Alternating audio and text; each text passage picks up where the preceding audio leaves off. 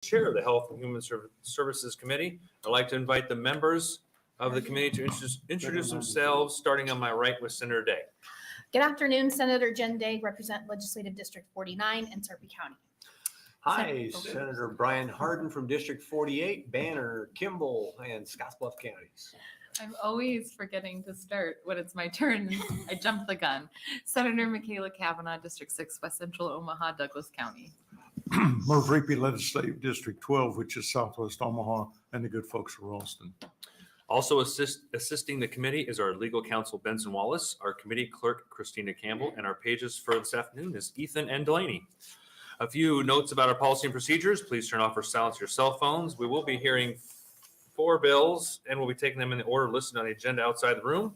On each of the tablets near the doors to the hearing room, you will find green testifier sheets.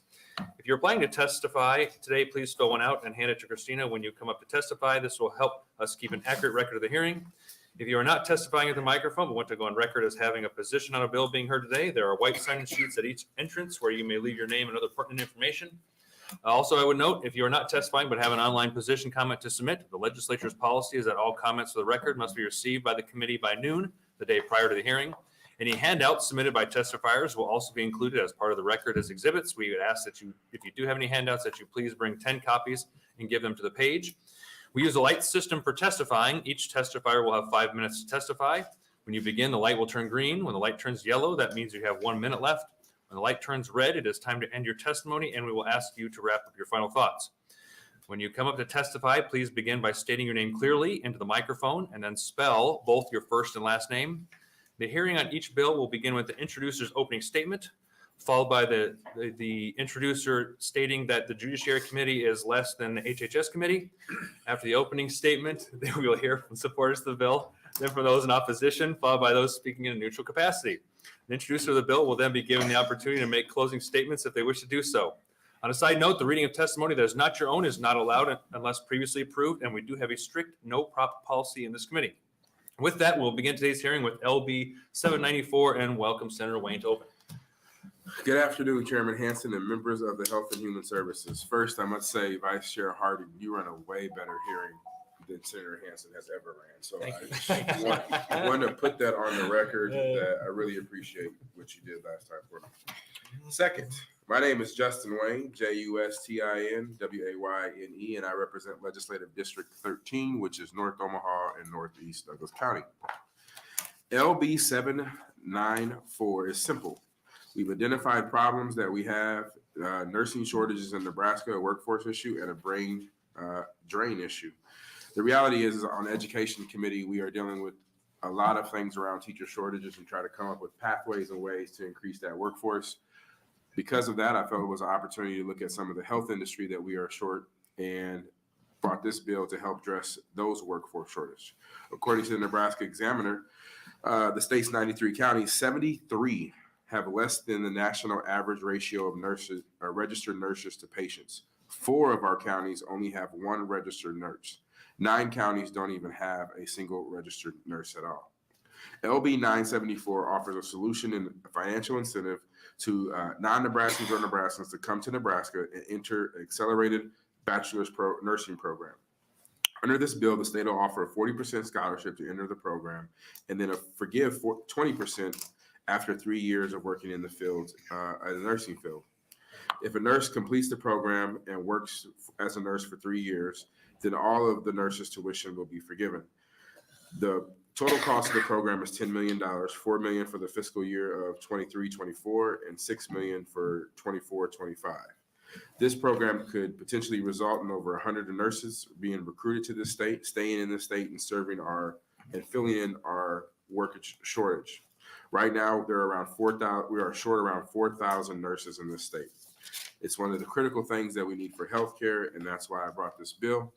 And with that, I will answer any questions. Thank you. Are there any questions from the committee? Yes, Senator Reapy. Thank you. Senator, good to see you. Good to see you, sir. My question, is this a Creighton bill specifically? What makes you think that? No, I'm not. No, it's not a Creighton bill specifically. It's just a bill that I did work with Creighton on developing. When I was looking at what they're doing in Arizona, they have a similar accelerator program that they use ARPA dollars for. and they're having a huge success. So I did base it off of that program with Creighton. Yes. I know how Creighton has a growing program in Phoenix in terms of medical school, et cetera.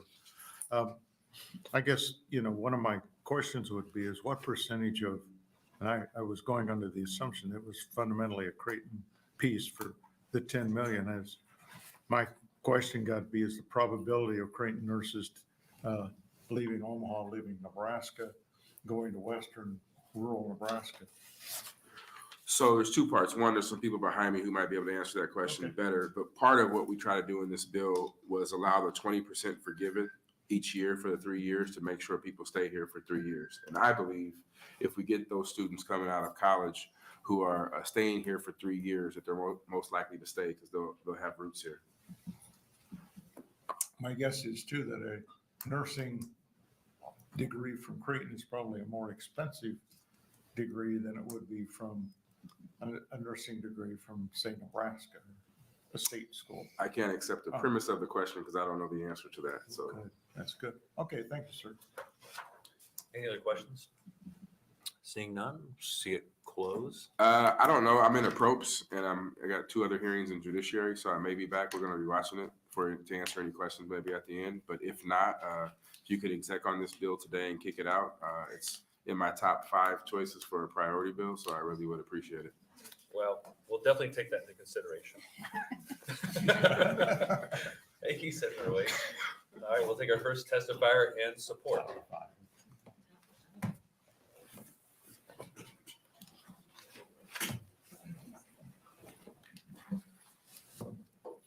Welcome. Thank you. Good afternoon, Senator Hansen and members of the committee. My name is Mardell Wilson, Mardellwilson, and I serve as Provost and Chief Academic Officer at Creighton University. I extend my thanks to the members of the committee for the opportunity to testify on behalf of Creighton University as a proponent of LB 794. The nursing shortage in Nebraska is of critical concern. It has been predicted that in 2 short years, Nebraska will have 5,000 fewer nurses than what is needed to care for our citizens. Addressing this crisis requires a multifaceted strategy that opens various pathways, embraces public-private partnerships, and creates incentivized options to rapidly increase the nursing workforce. Creighton University celebrates its 145th year as one of 27 Jesuit colleges and universities in the United States. With degree programs that emphasize education of the whole person, academically, socially, and spiritually, Creighton is nationally recognized for providing a challenged and balanced educational experience, serving more than 8,000 undergraduate, graduate, and professional students from all 50 states and U.S. territories, as well as more than 40 countries are represented among the student body. In addition to our 140 distinct academic pathways offered among the 9 colleges and schools, Creighton maintains a comprehensive and robust portfolio in the health professions, including dentistry, medicine, pharmacy, OT, PT, PA, and nursing. With many counties in Nebraska not meeting the national average of nurses to patient ratio, and as Senator Wayne acknowledged, almost 10% of Nebraska counties reporting no registered nurses in the county, we are at a critical crossroads. The accelerated nursing program at Creighton University has been a proven leader with one of the oldest, most respected programs in the country. The program began in 1975 at the Omaha campus and extended west in 1986 to meet the needs of students and communities both in the metropolitan and rural areas of Nebraska. It is a 12-month curriculum for individuals who hold non-nursing baccalaureate or higher degrees, or in a combination with an established 3+1 articulation agreement for a dual degree, with one of those degrees being in the accelerated bachelor's in nursing. Our students are exceptionally well prepared by completing more than 900 clinical hours in specialties such as medical, surgical, obstetrics, labor and delivery, pediatrics, mental health, critical care, and population and community health. The comprehensive training is evidenced as Creighton nursing graduates earn a 91% first-time NCLEX pass rate, making them workforce ready. Creighton is proud of the fact that 80% of our students come from out of state, and nearly half of those students stay in Nebraska following graduation, clearly demonstrating a brain gain for the state of Nebraska. This fact is especially apparent in the health professions. More than 6,500 Creighton Health Sciences alumni work in Nebraska healthcare. giving our state the 7th best ranking for healthcare practitioners availability to our communities. If you remove Creighton alumni from those statistics, the healthcare workforce in Nebraska drops to 18th in the number of healthcare practitioners per 10,000 persons. Among the profession, it is well known that nursing graduates typically start working in or near the communities in which they live and study, making proximity of education a significant factor in an area's supply of nurses. At Creighton, we know that 3 out of 4 of our accelerated nursing graduates already choose to begin their careers in Nebraska, and LB 794 would incentivize interested students to pursue a career in nursing in Nebraska. The combination of tuition funds plus remission for service to Nebraska is an excellent opportunity to enhance interest, decrease barriers, and rapidly impact our nursing workforce throughout the state. Thank you, and I'd be happy to take any questions. Thank you for your testimony. Are there any questions from the committee? Senator Hardin. Thanks for being here. Yes. It's Creighton. You guys are second to none. What's it cost to get a nursing degree there? $62,000. $62,000. Yes, sir. Okay, That's all in. all in. Yeah. Forgive me, what does all in mean? That's cost of tuition plus fees, plus we factor in cost of living. Okay. So this is $2,500 towards that experience. Is that per year? This Okay. particular item is more than 2,500 is my understanding. Oh, is it? Okay. All right. Very good. Thanks for the big picture. Any other questions? Senator Repe? Thank you, Chairman. Creighton's a great school. And pretty good basketball school, too. I guess my piece would be is, I spent a lot of time in healthcare in Omaha, part of it at Bergen, a number of years. Our general feeling was that in the professional fields, particularly dental and medical school, that the Creighton professional schools were fundamentally the University of California at Creighton or the University of Utah at Creighton. That not a lot of them stayed around Nebraska, and particularly outside the urban Omaha market. So, for the state to put in $10 million, and just the other day, we talked with another group that wants $10 million for clinical sites. And so 10 million seems to be a favorite number that runs along on when we talk about nursing.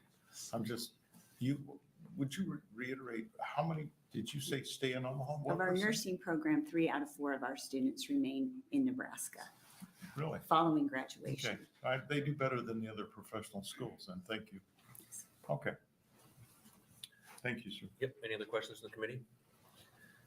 You answered like out of the 75% that stay, out of the 100%, how many of those are from out of state? Do you know?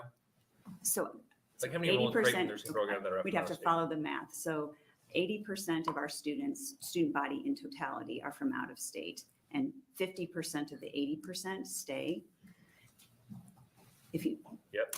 And then Okay. 3 out of 4 of those individuals remain in Nebraska from the nursing program alone. So Yeah, I'm it's just trying to, highly- I'm just trying to run the numbers because this is for out of state, Right, for those coming from out of the state. But then if you're like, oh, yeah. 90% of them end up leaving anyway. So it's like, what's the We have statistics, I reported you statistics for the entire university, Yeah. which is the 80% come from out of state, 50% of them stay. What we do know out of all of our nursing graduates, 3 out of 4, their first Okay. position after graduation is in Nebraska. Sure. Gotcha. Okay.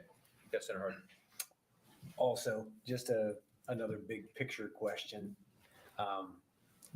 What can someone with a BSN from Creighton hope to make if they stay somewhere in the Lincoln, Omaha, or even go back to where I'm from in Western Nebraska? Is that a good idea to spend that much money on a degree program? Is essentially the myself and other parents are posing that question. I have one who's working on a BSN right now. It's an excellent question. I do not know the exact starting wages within both Omaha or in outstate myself. Okay. What I am told is that our students remain interested, and it's still a very competitive degree at Creighton. Thanks. All right. Any other questions? Seeing none. Thank you for your Thank testimony. you. We'll take the next testifier in support.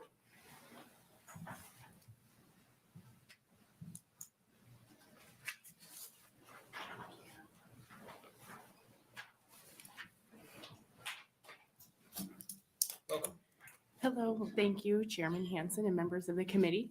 My name is Dr. Ann Hardy. It's Anneharty, and I'm an assistant professor of nursing at Creighton in nursing. I teach leadership, population health, and community health nursing. I'm a proud Nebraskan, and I am here to share my story with you and ask for your support of LB 794. I grew up in Sacramento, California, and first moved to Nebraska in 1993 to study nursing at Creighton. My sister was 1 year ahead of me, also a Creighton nursing student. My family chose Creighton because we knew other students from Sacramento who attended Creighton before us. Their families all spoke highly of Creighton and of Nebraska. I was excited to move to a new state and was immediately welcomed by my roommate, Jennifer Roberts, a young woman from David City. Many of you know her as Jen Krieger, Senior Vice President of Public Policy at the Greater Omaha Chamber. Jen is the reason I began to fall in love with Nebraska.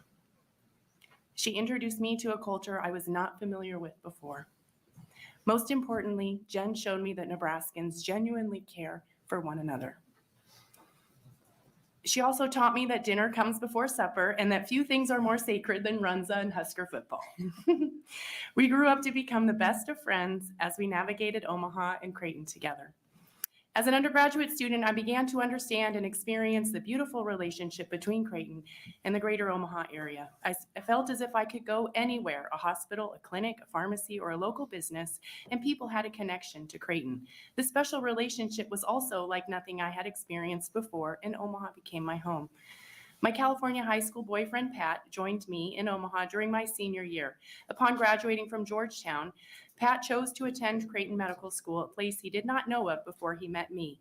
I graduated and immediately started assisting Dr. Henry Lynch with his hereditary cancer research. At the same time, I was a graduate student at Creighton to become a family nurse practitioner. When I graduated as a family nurse practitioner and Pat graduated from medical school in 2000, we continued to make Omaha our home. I worked as an NP for Creighton Nephrology Associates, and during my time in nephrology, I became involved in the American Nephrology Nurses Association, ANNA, initially as the Nebraska State Chapter President. I was recognized as the youngest chapter leader at a leadership conference in Dallas, Texas in 2001. I was invited to address 300 plus leaders in attendance and was able to tell them I was there because of how welcoming the Nebraska ANNA members were and members and officers had been to me, putting our state chapter on the map. Our twin daughters were born at Creighton and baptized at St. John's Parish on Creighton's campus in 2003. I stayed involved in ANNA and continued to work at Creighton Nephrology until Pat's radiology residency was completed in the summer of 2005. We moved to Illinois for one additional year for training for Pat, and then were faced with making a difficult decision: return to Omaha, a place we love and had built our beautiful life for ourselves, or move back to Sacramento to raise our daughters near family. We chose to move back to Sacramento, where we lived for 16 years. We visited Omaha often, at least twice a year, and talked about moving back, but the timing was never right. While in Sacramento, I worked as a school nurse and became a Creighton student for a third time, entering I earned a doctorate of education in interdisciplinary leadership. In the fall of 2021, I anticipated our daughter's 2022 high school graduation. Pat and I had no opportunities for growth in our careers in Sacramento, and the girls would be leaving. So I told Pat I was going to apply for Creighton College of Nursing. He said I better call my friends and former residency mates and see if they have a job for me. We were both offered opportunities we could not pass up and decided to move back to Omaha in July of 2022.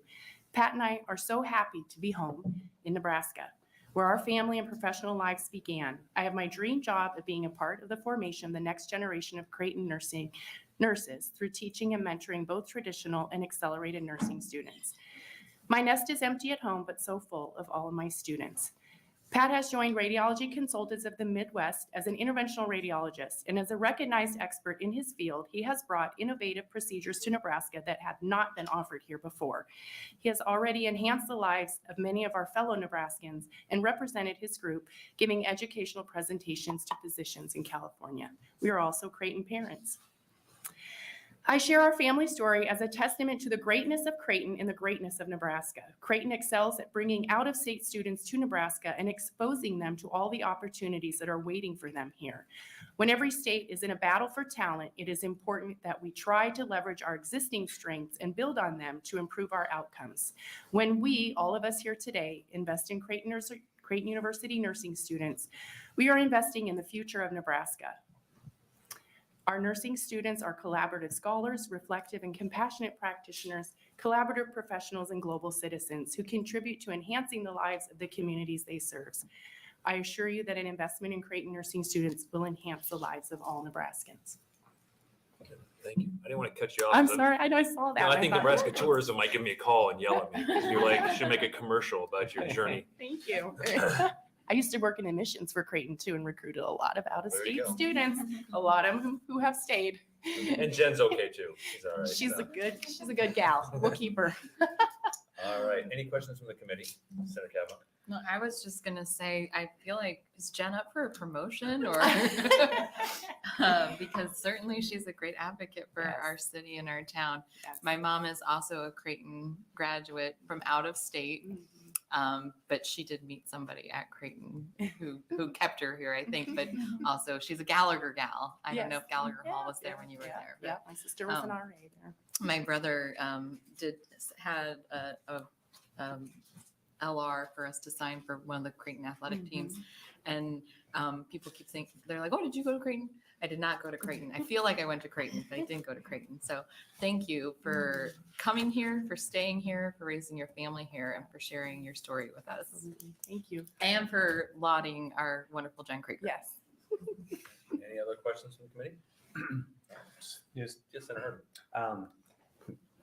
from 100,000 feet up, can you kind of describe this degree program to me in terms of what it contains and how Yes. long it takes start to finish? I Yep. see it saying 12 months. Yep, but- it's 12 months. So students they come to us already. Well, there's two pathways. One is that they already have a bachelor's degree. A lot of them already have a master's degree too, Okay. from somewhere else.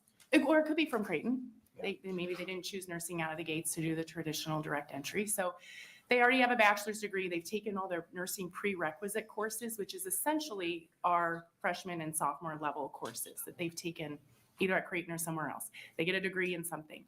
And then they take all the other,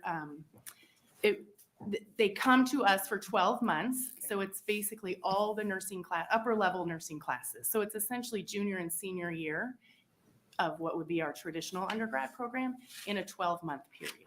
Okay. So it's a BSN. It's a over there? BSN, yes. So they get another bachelor's degree. And then we also have a pathway where students, including in rural Nebraska, can get it's a 3+1 program. So they'll start undergraduate somewhere else, like in Hastings, do 3 years there, and then come to Creighton for 1 year. I see. Mhm. Thank you. Any other questions from the committee? Seeing none. Thank you. Okay, thank you. Take the next testifier in support of LB 794. Anybody else wishing to testify in support?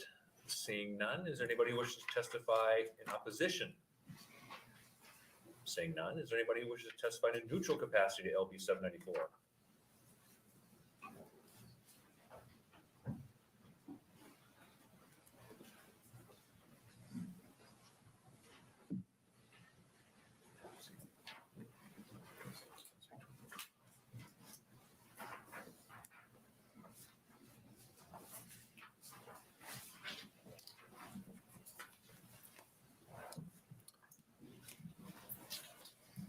Welcome. Thank you. Chair Hansen and members of the Health and Human Services Committee. Hello, my name is Lindsay Snipes, LINDSAY-SNIPES, and I am the Vice President of Institutional Effectiveness at Nebraska Methodist College. We are located in Omaha, Nebraska. I'm here representing Nebraska Methodist College, and we are members of the Council for Independent Colleges, Nebraska Colleges, SINC. Which is an organization comprised of all 13 independent post-secondary institutions in the state. NMC is an accredited private not-for-profit nursing and healthcare college. We are affiliated with the Nebraska Methodist Health System and founded as the Methodist Hospital School of Nursing in 1891. With enrollment of about 1,100 students, NMC is small enough to truly care about each student and large enough to provide outstanding undergraduate, graduate certificate programs in nursing and allied health. NMC's mission is to provide educational experiences for the development of individuals in order that they may positively influence the health and well-being of the community. Our mission makes NMC uniquely driven and prepared to address the dire nursing shortages across the state. Nebraska Methodist College and SYNC appreciate Senator Wayne for introducing LB 794, the Nursing Incentive Scholarship Act that, if passed, will quickly deliver additional nurses to Nebraska's workforce through accelerated Bachelor's of Science Nursing programs and provide a financial source of support that is significant to students. The intent of this bill is good. However, the language could be clearer and should be broader to allow for more high-quality accelerated nursing programs to qualify under the Act, help more nursing student graduates with lower debt, and address the growing nursing workforce shortage.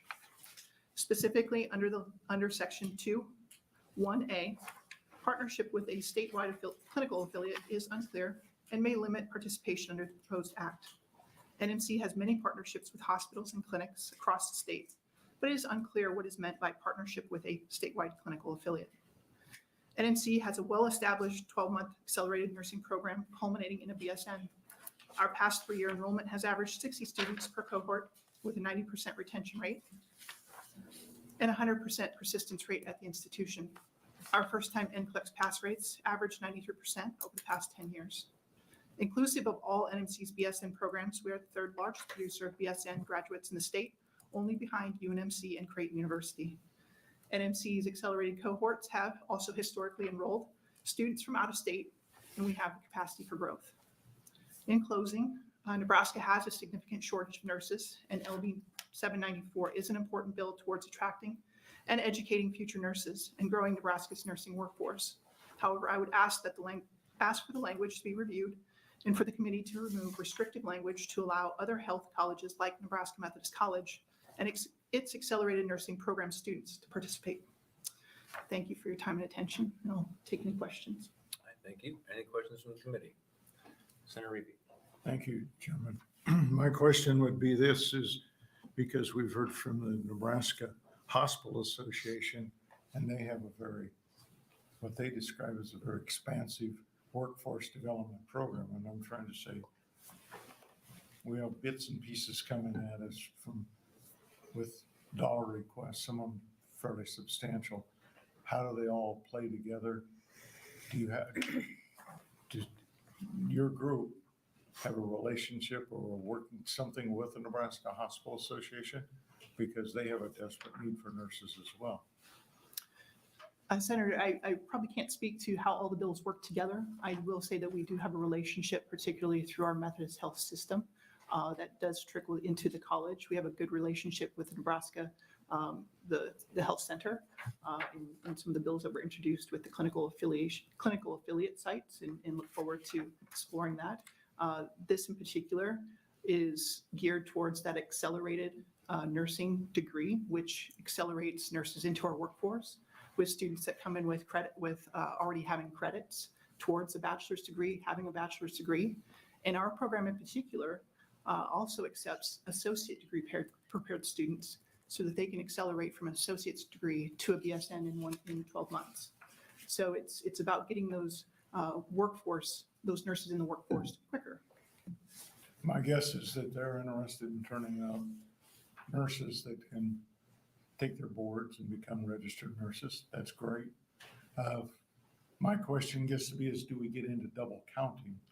You know, if they get 15 million, does that include your 10 million, or is that your 10 million in addition to their 15 million? Or as you know, as a body, legislative body, we have to try to sort that out best we can to make sure that we have as much cohesiveness and focus. I think we're all focusing on this. We understand and recognize the need. Now it's the best approach to get there at the most cost-effective way that we can possibly do that. At least that's where I come from. Absolutely. And, very respectably, this particular bill, I think, again, is a good bill because it puts the financials with the student. It helps the student take care of their education, get into the workforce, live a good life in Nebraska with a little bit less debt, and lets them take off in their career and get some roots here in Nebraska as well. Yeah, so one more question. I have one more question. Sure. On your accelerated program, I assume that these are individuals who already have a bachelor's degree.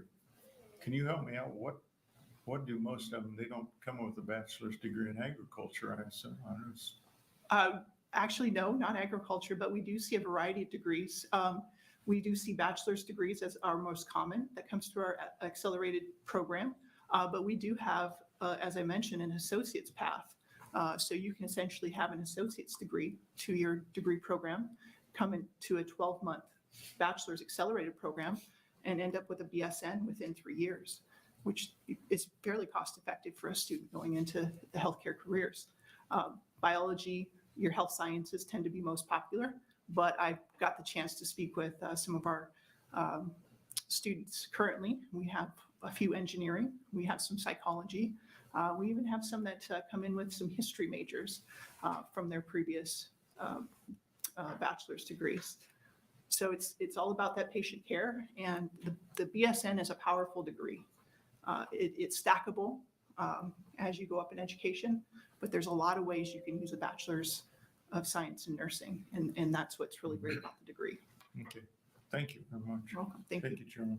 Any other questions from the committee? Saturday? Thank you, Chairman Hanson, and thank you, Ms. Snipes, for being here today. So I just want to clarify, it sounds like, and I think we heard this in testimony already, that your perspective is that this bill would only apply to students that are going to Creighton, or could potentially only apply to students at Creighton, and you're looking for a language change that would make it more expansive, so students going to other schools could utilize the program. Is that what you're? Yes, in the section 2-1A, there is some language that may be ambiguous as far as what that would actually mean, a partnership with a statewide clinical affiliate. While Nebraska Methodist College has clinical affiliations to provide clinical education with hospitals and clinics throughout the state, the definition of what that particularly means may limit if it means, say, a hospital organization that is just one organization across the state. Okay.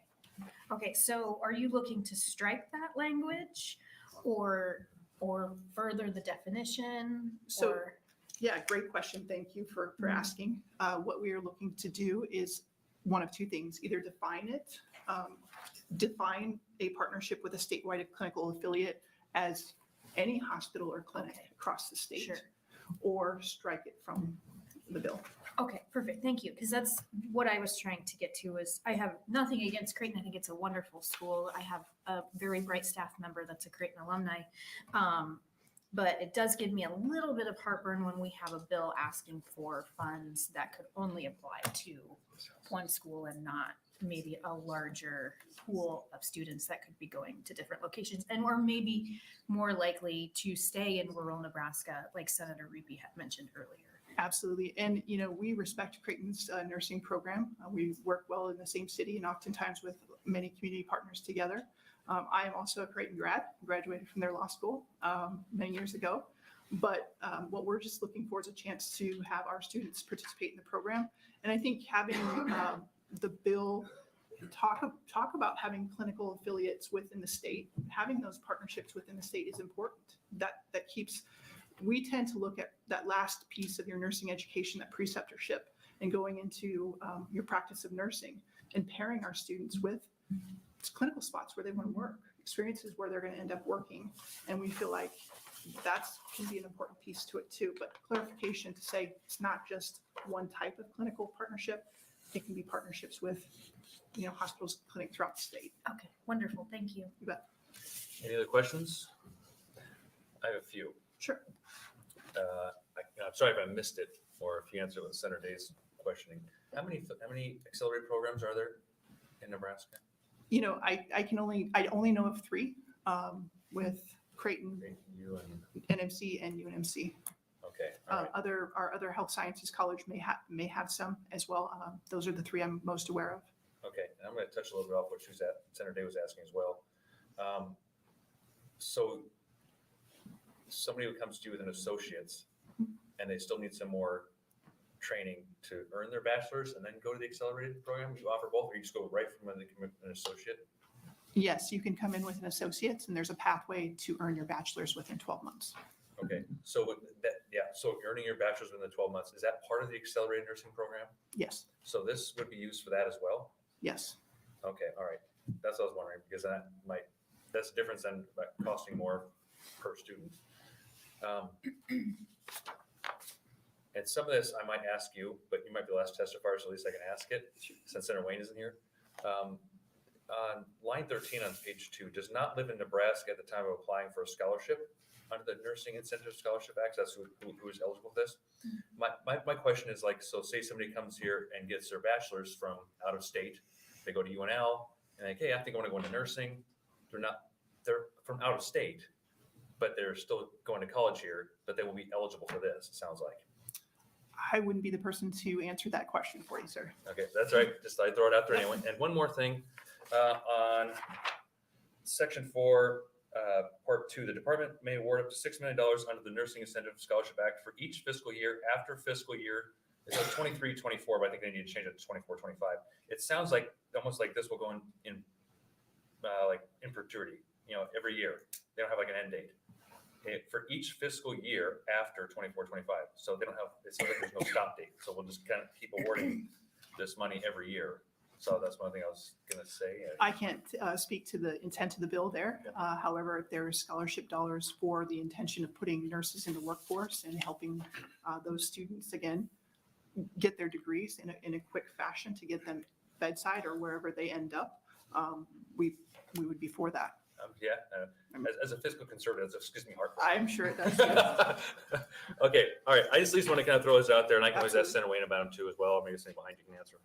So, okay, any other questions from the committee? All right, seeing none, thank you for coming to testify. Thank you all. Is there anybody else wishing to testify in the neutral capacity? All right, seeing none and not seeing Senator Wayne here, I'm assuming he's waiving closing. We did have some letters. For the record, we did have 4 letters in support of LB 794 and 1 letter in neutral. So with that, that'll end our hearing for LB 794, and we'll now open it up for LB 503. And welcome, Senator Aguilar.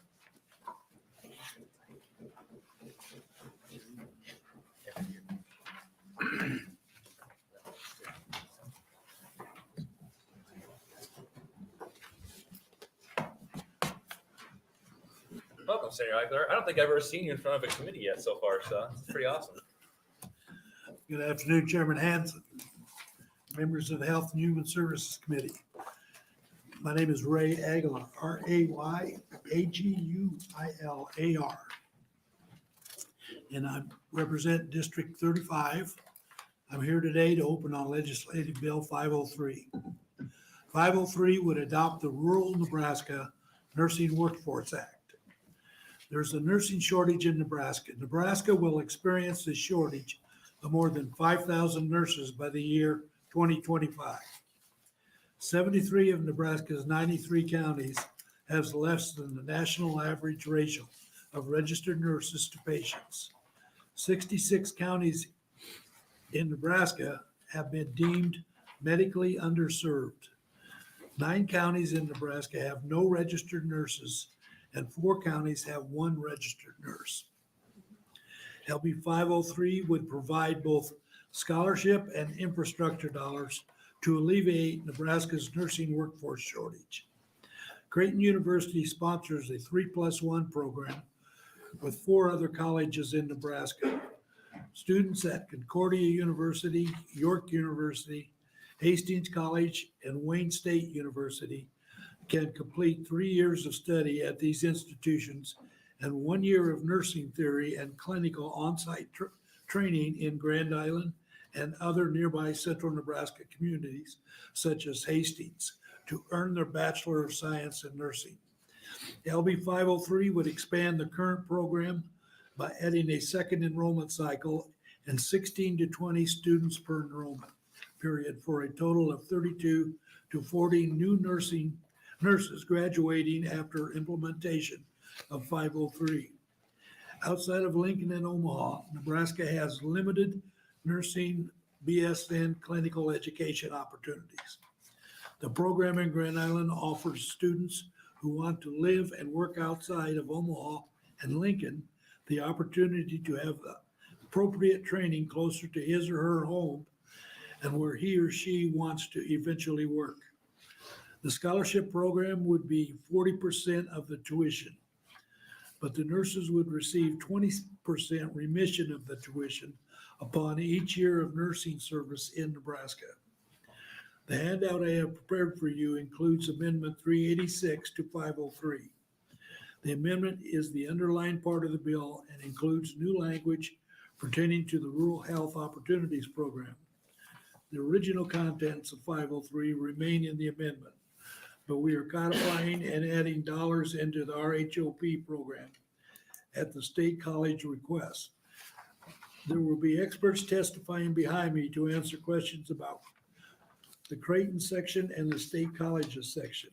Thank you for your time, and I will attempt to try to answer any questions you may have. All right, thank you, Senator Aguilar. Are there any questions from the committee? Seeing none, we'll see it close. I'm probably going to waive closing. I have an exec session across the hall. All right, sounds good. Thank you. All right, we'll take our first testifier in support of LB 503.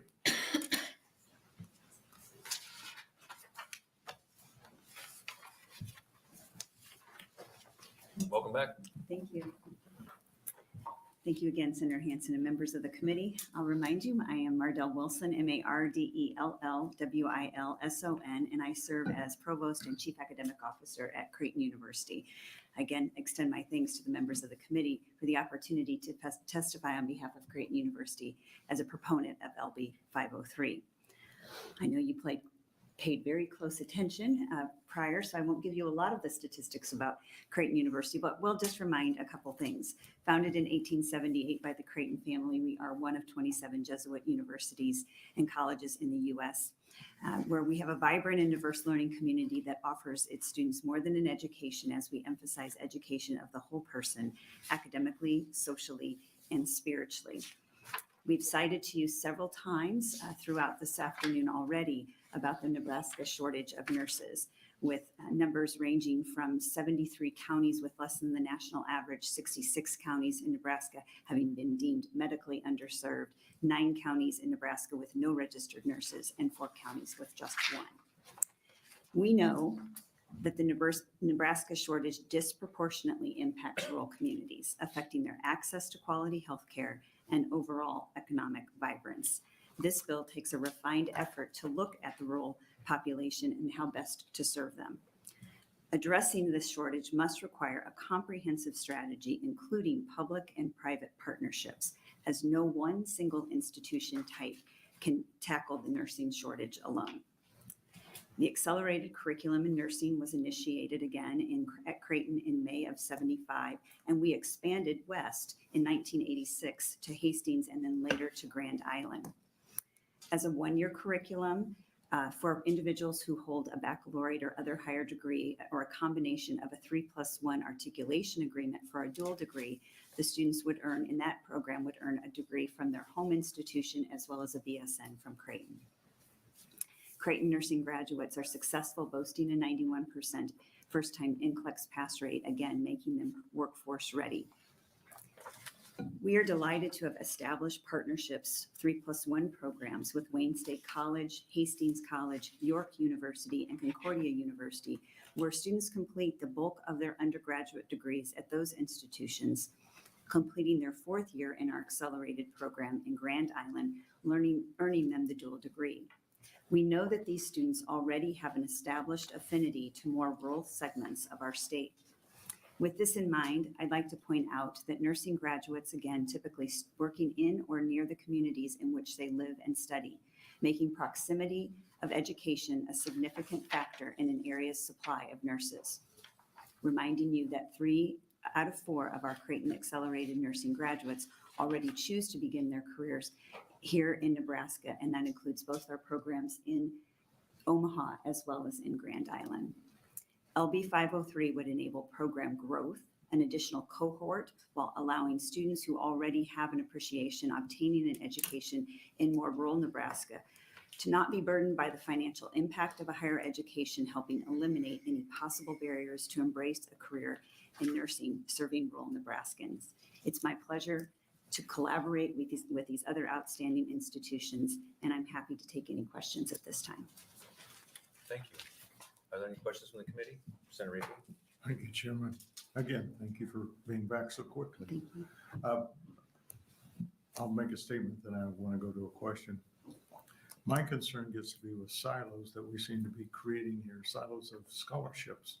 One for Creighton, one for rural Nebraska, one for down the line.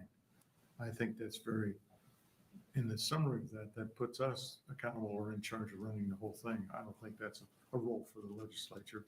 But so, again, I would ask you the same question I asked on the previous bill.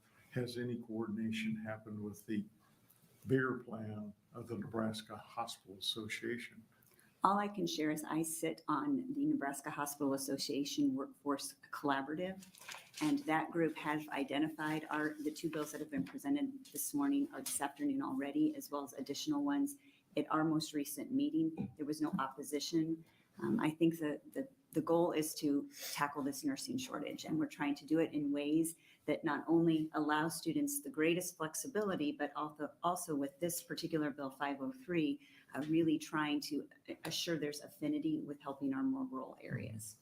I would like to just personally see one master plan that covers all of the corners so that we don't have to deal with them on an individual basis.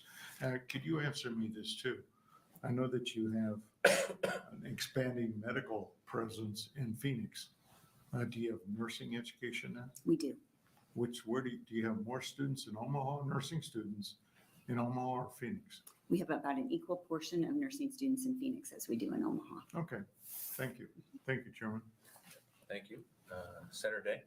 Thank you, Chairman Hanson. Thank you for your second testimony for today. This may have been a question that I should have asked to Senator Aguilar, but in section 1, subsection 2, line 13, part C says, be from a rural area of Nebraska as determined by XXX. Essentially, there's no definition there. Do you have any indication that the senator had a desire to, I mean, how are we going to determine who's from a rural area and who's not, or was that? I am not, I cannot Okay. speak specifically I to know, I that. apologize. I probably should have asked the senator, but I thought maybe if you knew what was going on with that, but thank you. All right, thank you. If I may, or if you know, how many students do you think would be eligible for this? Well, we currently have cohorts. What we're hoping to do is expand a cohort. We have a cohort of approximately 18 right now, and we hope to expand that to 2 cohorts of 16. So that would add nearly double just because of facilities and because we're in a smaller area, allowing an appropriate number of clinical placement opportunities. We have to keep that in mind. So it would be actually, in this particular case, we would be able to add 1 additional cohort. Okay. And this is maybe, this is a little bit of a technical question again, but since I don't think Senator Aguilar took off already. On line 20 on the first page, the intent of legislature to appropriate $300,000 in fiscal year 23-24 and $600,000 in fiscal year 24-25 to the Board of Trustees of the Nebraska State College to carry out the Rural Opportunities Program. So it's their job to carry out the program, but then on the fiscal note, they have to hire a full-time employee at $95,000 a year to implement the program. I'm trying to figure all that out. I apologize that I don't know those That's right. details. Again, put it out there. So, right, that's all I had. Any other questions, Senator Harden? Forgive me. I promise to pick on everyone else, just like I'm about to pick on you. Is that okay? That is fine. Great. I tease everyone since I'm from Scotts Bluff area. I was there for my son's state golf Wonderful. tournament. And I often have to remind my brethren from here in eastern Nebraska that if they're looking at a hard copy map of the state of Nebraska, they do need to fold it out 4 more times to the left to see where rural Nebraska and the most of it actually is located. All of the places that this supports are pretty much to the eastern part of the state. Is there anything that would send anybody out our way, as far as you know, with this bill? Specifically, our clinical placement affiliation ability to execute the program is in Grand Island. I suppose with, Do you consider that western Nebraska?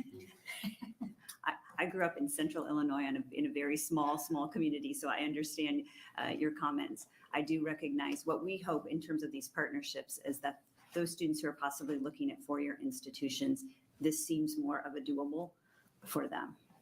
And then we're present for that fourth year. Just like to pick on everyone equally. Got it. Thank you. Thank you. Thank you. Any other questions from the committee? Seeing none, thank you. We'll take our next test fire support.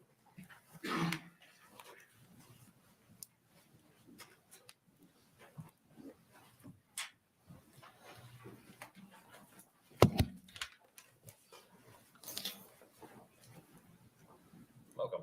Good afternoon, Senator and members of the committee. My name is Meredith Smith, Meredithsmith. I'm speaking on behalf of Creighton University College of Nursing as a faculty member from the Central Nebraska campus located in Grand Island. I've been a nurse for 25 years and have worked as a nurse educator for the past 12 years. I've had the opportunity to work closely with students, both in the clinical and the didactic setting. Creighton has had a long-standing presence in Central Nebraska, preparing BSN nurses in the area. Creighton's Central Nebraska campus allows students the opportunity to have classroom and clinical experiences at several facilities between Grand Island, Kearney, and Hastings. Creighton University has strong relationships with CHI facilities in Grand Island and Kearney, as well as Mary Lanning Healthcare in Hastings. Students also work with different health-related agencies in the community, such as the Multicultural Coalition, the Literacy Council, and Goodwill Industries. Students interact with the leadership and the clients at these agencies to perform a needs assessment and implement an intervention to address social determinants of health and identified needs. This clinical opportunity introduces students to resources available in the community and allows students to develop a connection within the community, building affinity, which in turn may increase their interest in staying in the community after graduation. Nursing leadership at these facilities works to accommodate Creighton's clinical requests to have an excellent clinical experience for our students. Representatives from these facilities are very welcoming to our students, which enhances their experiences. Creighton's current facilities in Grand Island accommodate one cohort of 16 to 20 nursing students per year. While expansion is desired, there would be some limitations with the current infrastructure. The funds from LB 503 would allow for expansion, which would include a second classroom to fit an additional 16 to 20 students, additional space to teach health assessment and nursing skills, as well as an extra room for simulation. This increased space would benefit the students who would receive scholarship money from LB 503 and provide the opportunity to increase future capacity for the number of nurses we can educate in Central Nebraska. Creighton's location in Grand Island is in a good geographical location to attract students from smaller communities. We currently have students enrolled from Central City, Aurora, Giltner, Doniphan, Lexington, Hastings, and Grand Island. Grand Island's central location allows students to live in other communities and have a reasonable commute to campus. We also recruit around 25% of our students from out of state. Creighton's campus in Central Nebraska has had many graduates choose to remain close to home after graduating. This has recently included nurses working in Geneva, Minden, York, Grand Island, Kearney, and Hastings. The cost of an accelerated nursing program can be prohibitive, but the funds from LB 503 would allow individuals without the available financial resources to make a nursing career a reality. Because of the large shortage of nurses in Central Nebraska, there are often opportunities available for new graduates that may not be available in metropolitan Nebraska. Students in Central Nebraska have been able to secure their preferred jobs in labor and delivery, the NIC unit, mental health, other inpatient settings, and at the surgery centers immediately after graduation. The Grand Island campus has had great success with recruiting students from outside Nebraska in 2021 when scholarship dollars were available for the program. With there being no incentive to stay in Nebraska after graduating, many of these students returned home. If LB 503 passes, students in this situation may be enticed to stay in Nebraska to receive scholarship and tuition remission. The Grand Island campus has a 3+1 partnership with Hastings College, York University, Concordia University, and Wayne State College. These partnerships allow students to attend one of the previously mentioned institutions for 3 years and then enroll in Creighton's 12-month accelerated program. At the end of 4 years, students obtain a bachelor's degree from their first institution and a BSN from Creighton University. The ability of these rural institutions to offer a nursing major as an option in partnership with Creighton allows them to recruit students interested in a nursing career. These other colleges and universities recruit students from both inside and out of state of college, or excuse me, in-state and out-state of Nebraska. Many students at these colleges prefer the smaller class size over the larger class size and the smaller community. The small nursing class size in Grand Island is often very appealing for our students from these other colleges. Ms. Smith, I might have you wrap up your thoughts. You Oh, read sorry. that one out a little while ago. Sorry. We admit LB 503 passes. This would provide incentives for students to stay or pursue a nursing education and encourage them to stay in Nebraska after graduating from Creighton University. I urge your support in LB 503. Thank you. Thank you for that. Are there any questions from the committee? All right. Senator Repeat. Thank you. It's my understanding that last year we did have a loan program that we funded with some ARPA funds. And my question gets to be is, rather than providing scholarships, should we, as an organization, provide low interest loans so that, well, it's not a free ride, it also has a incentive, if you will, to go in that nursing direction? I don't know if I could answer to that as far as a loan program, as I'm not familiar with it, Okay. or if there would be an option for that. Okay. I'm told that that was part of last year. I assume that was last session's. Does that ring a bell? I wasn't here. Maybe some of my other proponents could answer that question Okay. better. Yeah, thank you. I just thought I'd put it out there. That's okay. Thank you. Okay, thank you. Senator Harden. Thanks for being here. We've been educated this week about the 5,400 nurses or so that we think we're going to be short within 2 years or so. How many nurses do we have coming out of Nebraska right now in terms of that we graduate across all of our, do you know about how bleak is the situation? How long will it take us to essentially catch up? By 2025, will that number be up to 7,000 or will we gain on it? I don't know if I can speak to, but I will tell you an interesting fact. I'm currently in my doctorate position, and one of the classes I took informed us that by 2025, we would be over 5,500 positions short in the state of Nebraska. While I can't tell you how many we could, your question again was to? Is basically, are we gaining on this? Or is I that mean- number just going to, when we get to 2025, is it going to be a much bigger number yet by 2027 or 2029 or? That, I don't know if I can tell the future for that. I'll be honest with you. Maybe my proponents could answer that better, but I'm an optimist. I'm hoping that we can decrease this shortage in number, and through this LB 503, I think it would definitely make it an option, certainly from students or people who already have their undergraduate degree and want to go back into nursing. I have personal testimonies I've met with over the weekend that said that if this was an option for them, they would definitely consider it, using the scholarship money to enable them. I mean, it's an expensive program. And so when you have 40% of it being paid for and then 20% each year for 3 years, it makes it very feasible. So I think the numbers speak for themselves. Thank you. Senator Ballard. Yeah, thank you, Mr. Chairman. Thank you for being here. Did you say most of your students are commuters to your program? For this cohort specifically that I'm currently teaching in, I would say we have one in Aurora, one that drives from Lexington, two that drive from Hastings, and then the rest are in Grand Island. Okay. So it's fairly close. Hastings, you can make to Grand Island in roughly 20, 25 minutes. Of course. So what does the program look like? So are they in class all day?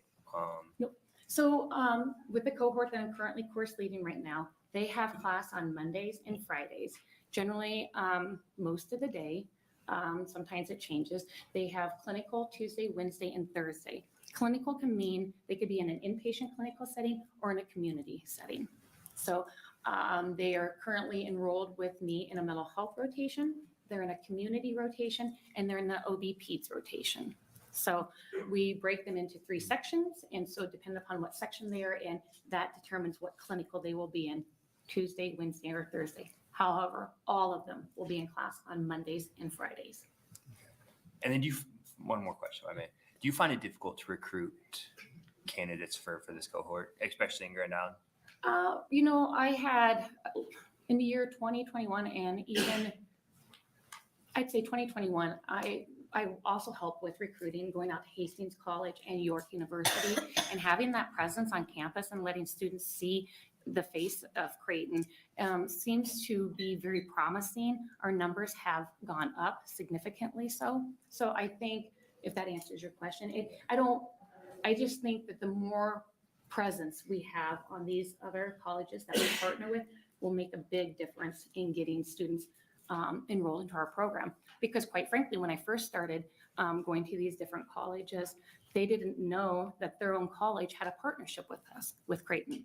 And so by going to these different colleges, Wayne, Concordia, Hastings, and so forth, it certainly has helped with our enrollment numbers. So you don't see a desire for many of these students to go to Omaha, to go to the... With my experience, and I've been with Creighton for 3 years, a little bit over, we had this cohort that I'm currently speaking to that started in August, we had around 20 students. One of those did go to Omaha, to the best of my knowledge. And then one other didn't feel that it was their time for her to go to school. And then the rest stayed with us. Perfect. Thank you for being here. Yeah, thank you. I have Senator Reed. I'm sorry. I have one. Nope, it's fine. My question is, a couple of days ago, I kind of lose track of all of it, but we had one school that was talking about sites, and they said they had to turn away some 700 students who had applied that they thought were well qualified. You're associated with the Creighton program. Correct. Do you know if the Creighton has to reject students because they don't have clinical facilities? With my experience with Creighton and their clinical experiences, we've not had to reject students to clinical experience, whether it's in an inpatient setting or a community setting. Okay. We work very hard to make sure that all of our students get the required clinical hours. And so we have not found it, while it is a competitive world to find any nursing student with any program, their clinical hours, it's challenging, but so far we have not had problems finding placements for our students. Your students, excuse me, but your students, do they do most of their clinical work at what I call Bergen Mercy?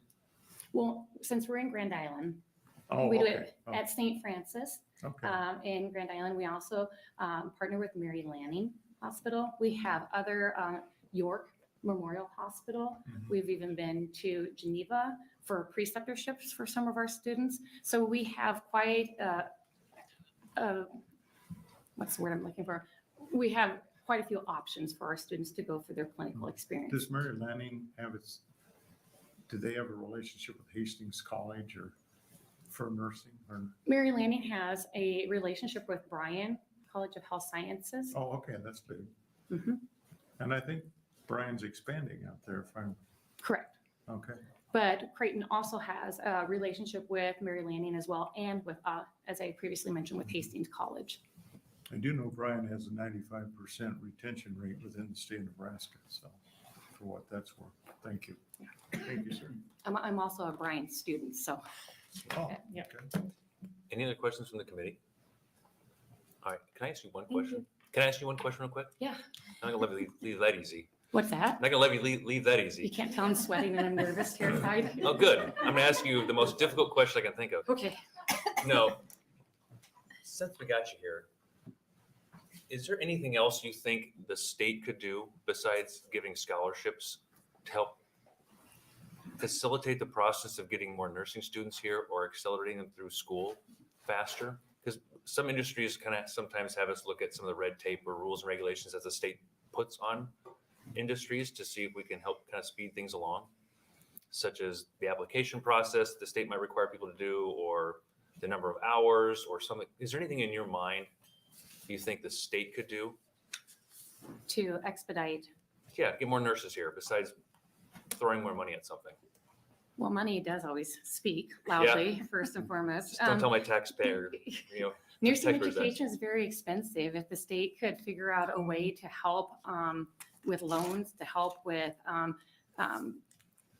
forgiveness, debt forgiveness, maybe even paying for helping with, I'm trying to think, what's the word I'm thinking for? Their cost of living, so to say, while they're in nursing school. There's several different ideas out there. I just think we need to brainstorm them, and you've kind of caught me off guard. So I'll be Okay. thinking about it, and I'll let That's you know. good. Yep, excellent. Thank you very much. Appreciate it. Any other questions? All right, seeing none, thank you. Thank you. We'll take our next test card in support of LB 503.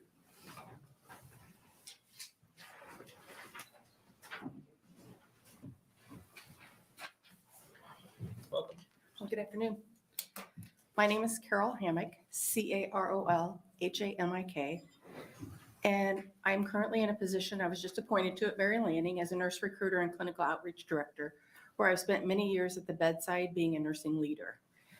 I'm a proud nurse who 37 years ago started my nursing educational journey with Creighton University in the first BSN program offered in Hastings, Nebraska, that you guys heard about earlier. Early on, I was committed to attending a local school to become a nurse. Some say it's a calling to be a nurse. I'm here today to provide testimony of support of LB 503, designed to address the need to improve the rural nurse workforce through offering nursing scholarships and incentives to secure nurses to work within a rural community after graduation.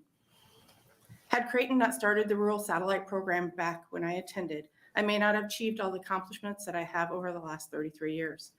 Obtaining a BSN built my knowledge level and prepared me for leadership. It brought me success within my career, where I have worked in numerous positions of staff nurse, charge nurse, manager, director, over various nursing departments, all within the nursing rural workforce. My initial reason for looking at attending a local college was the instructor-nurse ratio. It was lower. The professors knew me by name. They knew my talent. My family was also close, which added additional support. I was the first college graduate within my family. My parents were outstanding role models. I never looked at any other schools outside of Hastings, as my plans were to work within the area upon graduation, and I wanted to learn the healthcare system as a student where I would become a nurse. Every day I make a difference. My career revolves around support from Mary Landing Healthcare, a rural hospital that is committed to the community. It is imperative to strengthen the rural healthcare workforce and bring focus to needs in the manner that our rural teams require.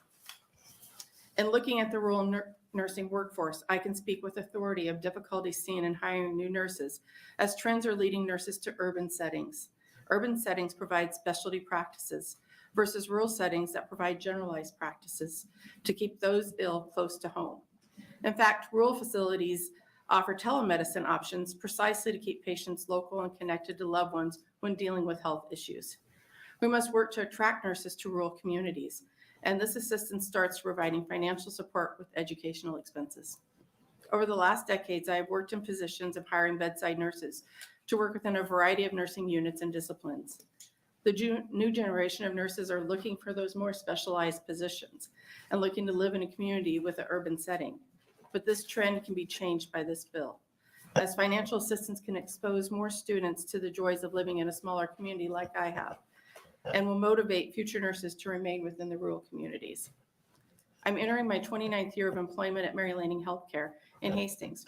Our hospital has been affected by the nursing shortage. Nurses are leaving the bedside. Nurses are moving to other positions, and staff are accepting traveling positions for higher wages, but often not required to leave the state to work. Did you know within my facility, if you had two similar nurses with experience level equal, they both work full-time, 3 12-hour shifts a week, where one is permanent staff and one is a travel agency staff, the annual pay difference is the difference of $120,000. This means if we recruited 10 nurses to my hospital through this scholarship, offering and eliminating 10 agency nurses, my organization would save more than $1.2 million every year. This is the long-term difference this bill will make. It is important to support the rural healthcare facilities so that when a loved one is required to be hospitalized, they can be cared for in a rural setting close to home in a community-based hospital. I know we've talked a lot about the nursing shortage within Nebraska, but within the United States, by the end of the year, we're going to be 1.1 million nurses short. And the shortage are always felt, seems like, in the rural settings. Thank you, and I'd love to take any question. All right, thank you. Are there any questions from the committee? Senator Beller. Thank you, Mr. Chairman. When trying to recruit nurses, what are some of what are some of the talking points you use? So I've developed the talking points of how to obtain your first job. Because when you look in the nursing profession, when you look at the wage they make, so earlier you asked about what a nurse makes. An average nurse in the state of Nebraska starts as a new graduate between $29 to $34 an hour. That is a lower income. So when you look at the cost of what nursing education costs them, you need to learn how to support their educational ability so they can come become a nurse. So they look for what it is we have to offer for sign-on bonuses. They look for maybe relocation money. They also look for that right culture. They want to find that organization that believes in a nurse-patient ratio. They want to find that organization that has similar values to the way I led when I was a director. And that is, you have to schedule them right, then you have to pay them right. Ask them not to do anything you wouldn't do yourself. And they have to request off those days that they need off. Have it be their dog's birthday is the day they take off every year to their own kid's birthday. But if you can schedule nurses right, you will retain your nurses. Thank you. Any other questions? If I may, you touched on pay. Yes. How big of a difference is that? You're talking about the difference between agency, what they pay, and then what a hospital pays or a facility pays. Is that a reason you consistently hear from nurses who work in hospitals about pay? Mm-hmm. It is. Yeah, I think maybe it wasn't before, but now that there's maybe a competing force such as the agencies coming along. And there's so many opportunities for nurses. It's no longer, when I got out of nursing school in 1990, I could work in a clinic, a hospital, or a school. Well, now within the hospital, I can tell you when you look at just my nurse recruiter job, but you also have case managers, you have nurses behind the scenes that help with coding and billing, so you can assure that your hospital is bringing all the income and revenue they possibly can. Okay, all right, thank you. Senator Hart. I'll ask the same question I asked earlier. Do you have a sense in terms of how many graduates we have per year in nursing that we're doing here inside the state? I'm trying to get a grasp as to how big the problem is for us to fix. I understand the number 5,400. What I don't know is how much we're gaining on it. You know, I could sure get back to you because I've been working with all the nursing schools to recruit to Mary Landing. And, you know, the average school has anywhere from 30 to 50 graduates. This year, we're calling it the year of COVID.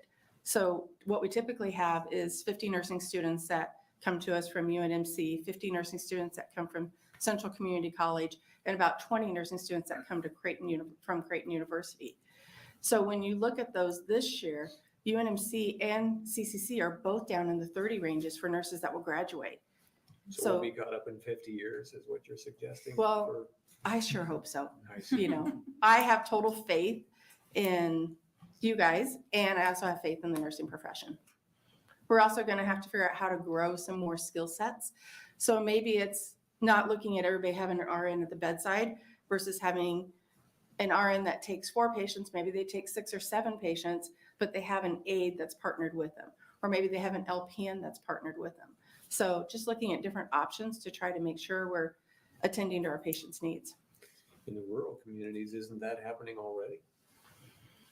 There are fewer RNs, and we basically have CNAs and LPNs and a lot more of those folks as it is. We've been looking at team nursing at Mary Landing, and we started practicing where you put together an RN, LPN, and aide together so that you can take a larger patient load, but yet still give them the same individual attention that you were giving them before. But yes, you're correct. Thanks. All right. Any other questions from the committee? Seeing none, thank you. Okay, thanks.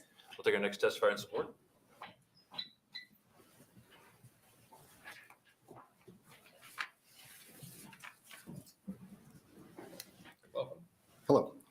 Chair Hansen and members of the Health and Human Services Committee, my name is Todd Stubbendeck. That's TODD-STUBBENDIECK, and I'm the State Director of AARP Nebraska. Let me start off by saying how intimidated I am following all these amazing nurse leaders that have come before me. I'm going to share my perspective from the needs of people 50 and older when it comes to nursing. Our nation faces pressing healthcare challenges, an aging and more diverse population, more people with more chronic conditions, rising costs, and a shortage of providers. According to the American Association of College of Nursing, there's a national shortage of nursing in the United States, as some people have alluded to. In fact, they indicate that nationally by 2025, there'll be a deficit of 130,000 nurses. This shortage has been worsened by the rates of retirement, considering that more than half of the nursing workforce is already over the age of 50. And while the nursing shortage certainly existed before COVID, the stress, workload requirements, and demands of the pandemic have undoubtedly exacerbated the problem. This comes at a time when the aging population of the United States continues to grow and their need for healthcare grows. There's more demand for nursing services across the country to meet the needs of older adults that suffer from multiple chronic conditions. That demand is only going to continue to grow, as by 2030, 1 in every 5 Americans will be over the age of 65. Compounding the problem is the fact that nursing schools across the country are struggling to expand capacity to meet the rising demand for care. AARP Nebraska supports LB 503, the Rural Nebraska Nursing Workforce Act, because we believe the nursing scholarship incentives within the bill will be an important tool to attract more young people into the field of nursing. In addition, the bill provides funding for the expansion of approved clinical and learning environments to increase the capacity to train nursing students. Nurses are at the center of a continuum of healthcare. From the moment we are born, they are with us in the hospital. They are part of our schools and many of our workplaces. Throughout our lives, they provide us care at clinics, doctors' offices, and hospitals. They are with us providing us care as we age in nursing homes.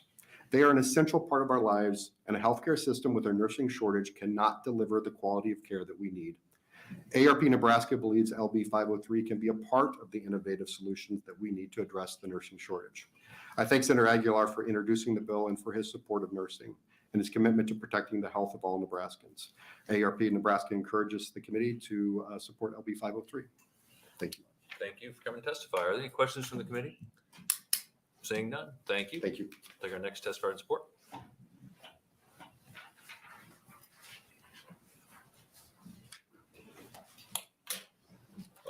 Chairman Hansen, members of the Health and Human Services Committee, my name is Paul Turman, that's spelled Paulturman. I'm the Chancellor of the Nebraska State College System.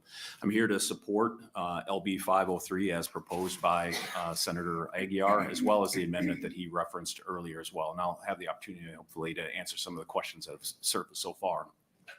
The state colleges really do have a strong history of a partnership for serving workforce needs here in the state.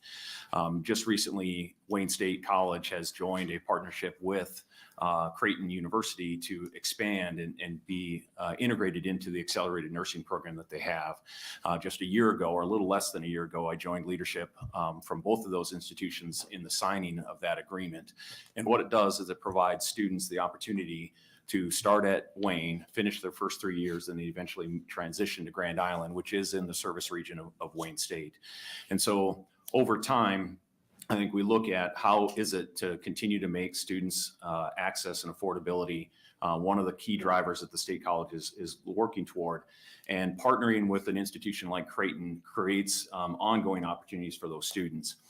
Questions earlier about the total number of resident students that maybe Creighton serves would be a total of about 80% of their non-residents, but partnering with an institution like Wayne represents 85% of students that come from Nebraska who go to that institution and then transition into that program. We also have a very long history of partnerships related to healthcare integration here in the state as well. Going back to 1989, Chadron State College began to do a partnership with UNMC. And to your point, Senator Hardin, if that's any farther west in Nebraska, I don't know that I want to travel much farther than that in the times that I make that trip out there. They put together a partnership for both nursing and medicine, whereby 12 students were interviewed in their senior year of high school and given slots at UNMC, whereby if they completed their program at Chadron, They then would be automatically admitted into the nursing and medicine programs at UNMC once they have graduated.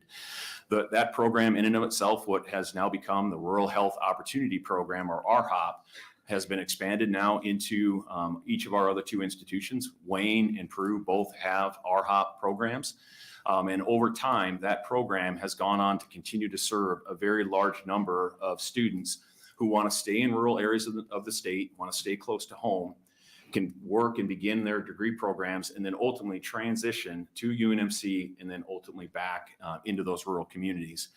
As that program has grown over time, we saw something that started with just 12 students that now has integrated into more than 200 students at any given point in the pipeline at one of our 3 institutions, and then having about 85 students somewhere in the pipeline at UNMC finishing their degrees.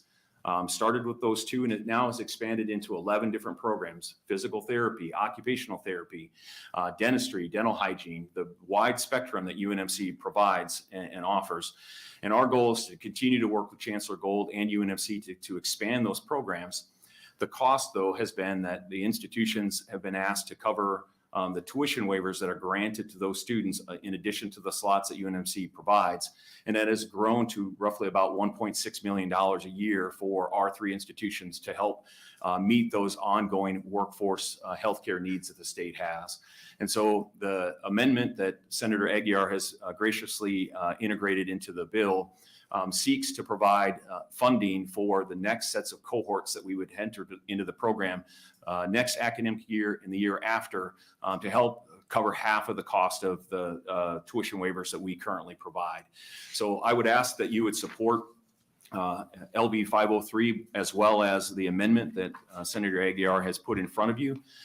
It certainly serves our capacity to continue to bring access and affordability to the rural areas of the state, as well as making sure that we're meeting those workforce needs in the healthcare area across the 11 programs that we serve. I'd be happy to answer any questions that the community might have. Thank you for your testimony. Are there questions from the committee? Senator Hardin. Are we in some way, shape, or form expecting other students to bear the cost of expanding the healthcare workforce? Senator, I think in its current form, what we're seeing that happen. That right now, tuition waivers, if you understand what those are, it's just we provide scholarships in lieu of not charging students tuition. And so to provide tuition waivers means that we have to spread that cost of maintaining the institution across to other students and families.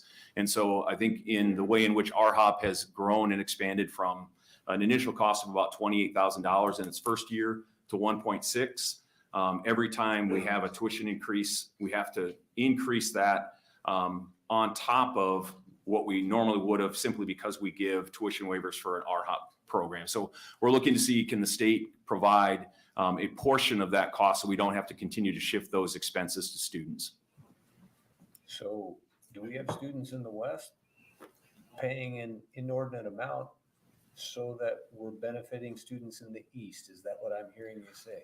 I would say, Senator, we have a very good history of students who finish in the RHOP program who go to Omaha and then return back to the rural communities. So right now, 71 counties have students who have gone through the RHOP program.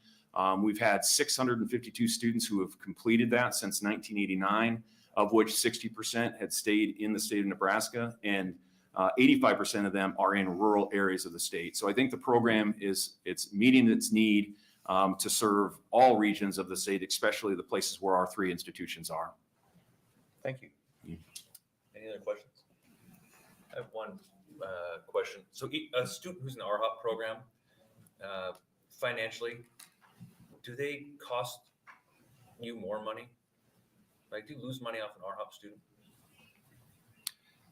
I would say, Senator, in the capacity for our institutions to be able to use those remission dollars for other students, that would be the inherent cost that we have.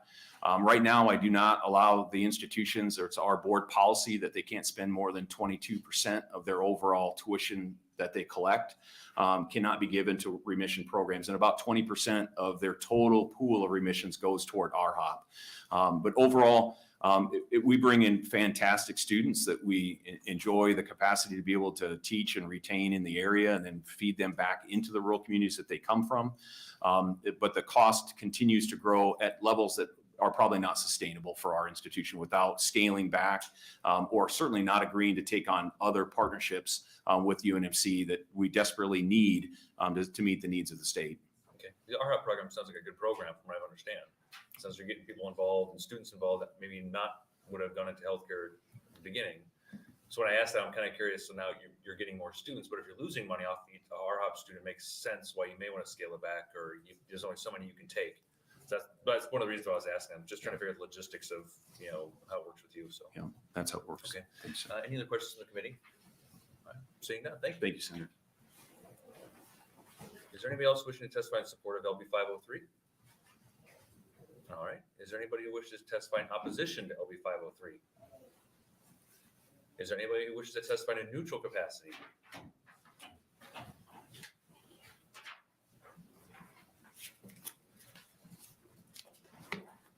Hello, Chairman Hansen and members of the HHS committee. Again, my name is Courtney Wittstruck. That's Courtney Wittstruck, and I'm the Executive Director of the Nebraska Community College Association. Nice to see you all again. So I'm here to testify on behalf of my member colleges in the neutral position for LB 503. And my member colleges, they avidly support any and all efforts to address the nursing shortage in Nebraska. I'm testifying in the neutral position today, though, because as LB 503 is drafted right now, only students in accelerated Bachelor of Science nursing programs would be eligible. Community college nursing students would be excluded as it is currently written. And I heard several other folks testify here. I know Creighton Provost Wilson happened to mention that no one institution type can solve this problem. And I think it's such a big problem that makes sense. So the more the merrier, the more people that can be put towards this problem, I think the sooner we get it solved. To make a dent in the current and projected nursing shortage, Nebraska really needs an all hands on deck approach. Community colleges would welcome the opportunity to be part of the solution by having our nursing students included in this bill.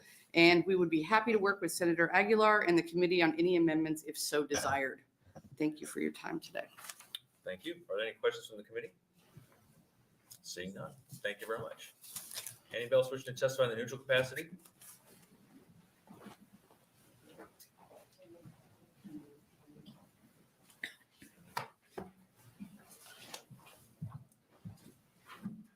Welcome. Thank you. Good afternoon, Chairman Hansen and members of the Health and Human Services Committee. My name is Dr. Kelsey Anderson, spelled KELSIANDERSON.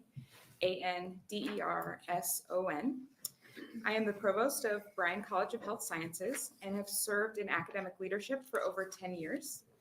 I come to you today on behalf of Bryan College of Health Sciences, the students we proudly serve, and the Nebraskans that they will take care of for years to come in the future, to testify on a neutral capacity for LB 503. Bryan College of Health Sciences has 2 locations for our nursing program, one in Lincoln and one in Hastings, Nebraska. Bryan Health System has hospitals in Crete, Grand Island, Kearney, Central City, and Lincoln. Workforce, especially rural workforce, is a top priority for our college and health system. We are proud of the fact that over 90% of Bryan College of Health Sciences nursing graduates stay in the state of Nebraska. We all know and have heard today there is a nursing workforce shortage currently in Nebraska and continuing into the future. This shortage extends to many states in our country. LB 503 is a piece of alleviating workforce pressures in our state, and we believe that LB 503 could be made better by inserting language into the bill to ensure that graduates who are receiving educational funding through this bill work in rural Nebraska. As we read the bill now, there is nothing that keeps a scholarship recipient in rural Nebraska. We have had several conversations with Senator Aguilar's office regarding our desire to ensure LB 503 accomplishes its intent to get more nurses in rural Nebraska. To do that, we would request that the committee add language in Section 5 of the bill to require that upon graduation, students utilizing the scholarship money be required to work for 3 years in a county with a population of less than 100,000. With this language, graduates would be required to work for a period outside of Lancaster, Douglas, or Sarpy County in places like Scottsbluff, Norfolk, North Platte, or other rural Nebraska areas. Thank you for your time this afternoon. I ask that you include this additional language in LB 503 before advancing it to committee. I would welcome any questions that you have at this time. Thank you. Are there any questions from the committee? Senator Hart. Thank you. You're welcome. That's a good question. That's great. All right. Easy. All right. Seeing no other questions, thank you for coming. Thank you. Is there anybody else wishing to testify in the neutral capacity?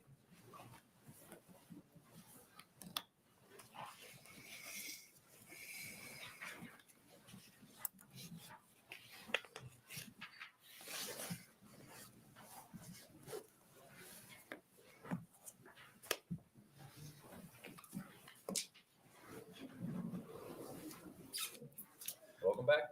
Thank you very much. Again, pleasure to be up here. Chairman Hanson and members of the Health and Human Services Committee. My name is Lindsay Snipes, Lindsay Snipes. And again, my position at Nebraska Methodist College is Vice President of Institutional Effectiveness, and we are located in Omaha, Nebraska. I would going to kind of cut down to pieces of the bill that we feel like this is a good bill. We feel like supporting nursing students and workforce in Nebraska is important. But would like to see some of the language more broader and clearer. Two sections in particular. One on section 3.1 on page 2, approved clinical and learning environment means a clinical and learning environment for the education of nurses at a university and hospital system with multiple state locations is unclear and may limit participation under the proposed act. For example, Nebraska Methodist College is a higher education institution, but not university in name. NMC is affiliated with a health system that has multiple hospital and clinic locations in the state, and also has many clinical partnerships for the purpose of delivering that clinical education with other hospitals and clinics across the state that are not affiliated with a university or have multiple state locations. It is unclear what is meant by limiting approved clinical and learning environments to a university and hospital system with multiple state locations. Further, the language under 3.2 on page 2 in quotes, where priority admission is offered to a partnering dual degree program with public or private post-secondary institutions offering a 3+1 degree completion opportunity may limit participation under the proposed act if the institution with an otherwise qualified accelerated nursing program is considered ineligible if it does not have partnerships with other post-secondary institutions offering a 3+1 degree completion. Again, NMC has a well-established 12-month accelerated nursing program culminating in a BSN. Our past 3 years of enrollment is 60 students per cohort with a 90% retention rate and 100% institutional persistence rate. Our first-time NCLEX pass rates averaged 93% over the past 10 years. Our nursing cohorts in our accelerated programs have the capacity for growth.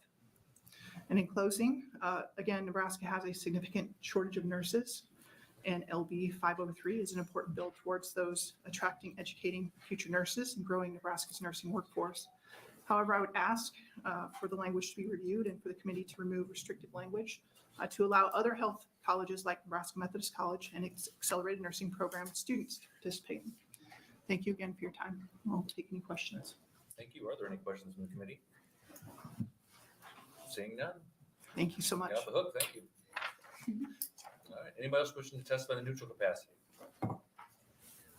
All right. Seeing none, Senator Aguilar waives closing. But before we end that hearing, we did have, for the record, 3 letters in support of LB 503. So with that, that will end the hearing on LB 503.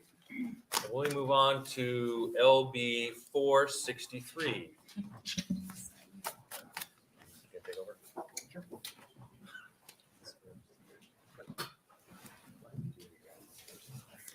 No, you might. It'll take 2 seconds. No, we were, I said we're going to order stuff. Yeah, I can do that.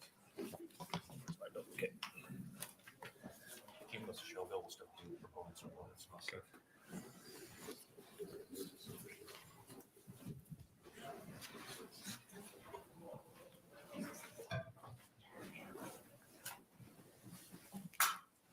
Welcome. We're called the Health and Human Services Committee. All right.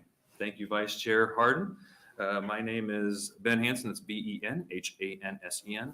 And this is the HHS committee bill, or sometimes we call it the Shell bill. You might be familiar with this since we introduced something very similar last year that Senator Arch did with LB 328.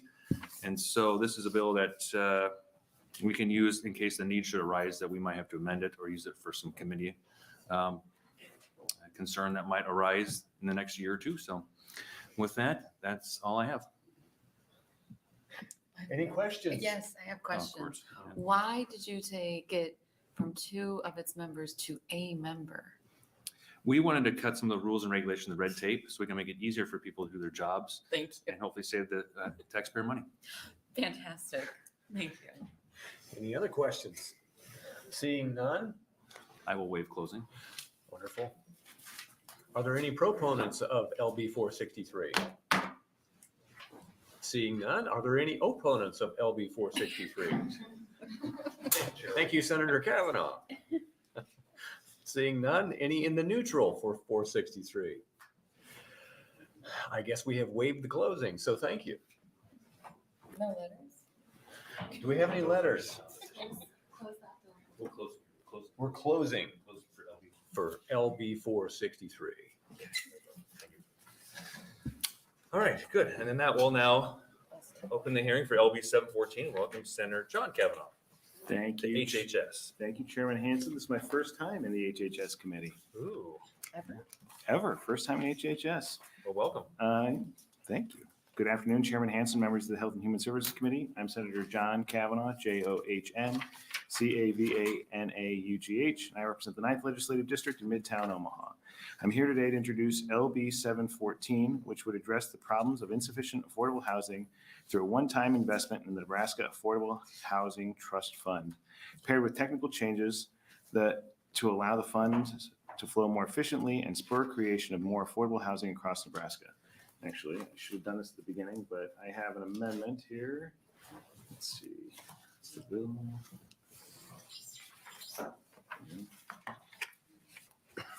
I hand this to the clerk.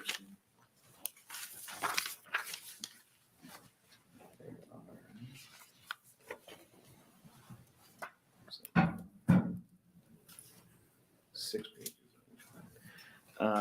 I'm distributing a white copy amendment of the bill. It's AM 352, and I'll speak about the amendment. The truth is that the bill continues to be a work in progress, and we need to continue to have a discussion with the current users of the Affordable Housing Trust Fund. I look forward to that opportunity. That being said, housing affordability is a critically important issue in Nebraska, and I'm glad to have this opportunity to put it on this committee's agenda today. LB 714 is one of about 20 housing-related bills introduced this session, and so it's important discussion for us to have. I think we all agree that the success of our state depends on solving the housing crisis we're currently experiencing. Rapidly increasing home sales and rental prices and issues with quality and quantity of available housing inventory have become a barrier to job growth, community development, talent attraction and retention, overall quality of life in Nebraskans' communities. I believe that one of the best ways to address this problem is to expand one of Nebraska's most successful and longest running affordable housing vehicles. Created in 1996, the Nebraska Affordable Housing Trust Fund helps communities create affordable housing in our state by providing grants for the development of safe, decent, and affordable housing. Since its inception, the trust fund has helped communities across Nebraska build more than 6,500 affordable units. The funds impact every community in our state. The statute requires that at least 30% of the trust fund dollars are directed to each of Nebraska's 3 congressional districts. The Affordable Housing Trust Fund is funded by a portion of the proceeds from a small tax on real estate transactions. In 2022, the fund received an allocation of $12,750,000 from these taxes. These funds are distributed to government and nonprofit organizations, entities to support the construction, acquisition, or rehabilitation of affordable housing units. These eligible applicants may partner with for-profit developers, but for-profits are not currently eligible to apply directly to the trust fund grants. LB 714 states legislative intent to allocate $50 million in new one-time funding from the general fund or cash reserve to double the trust fund's capacity for the next biennium.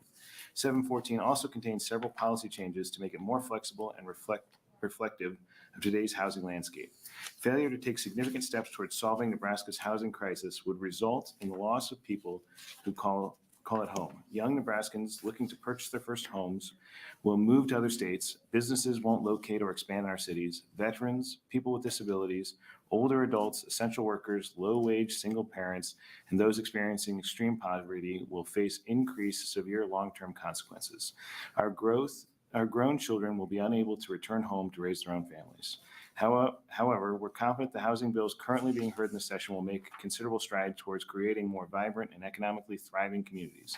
The Nebraska Affordable Housing Trust Fund is one of several proven statewide housing funding vehicles that we should continue to invest in.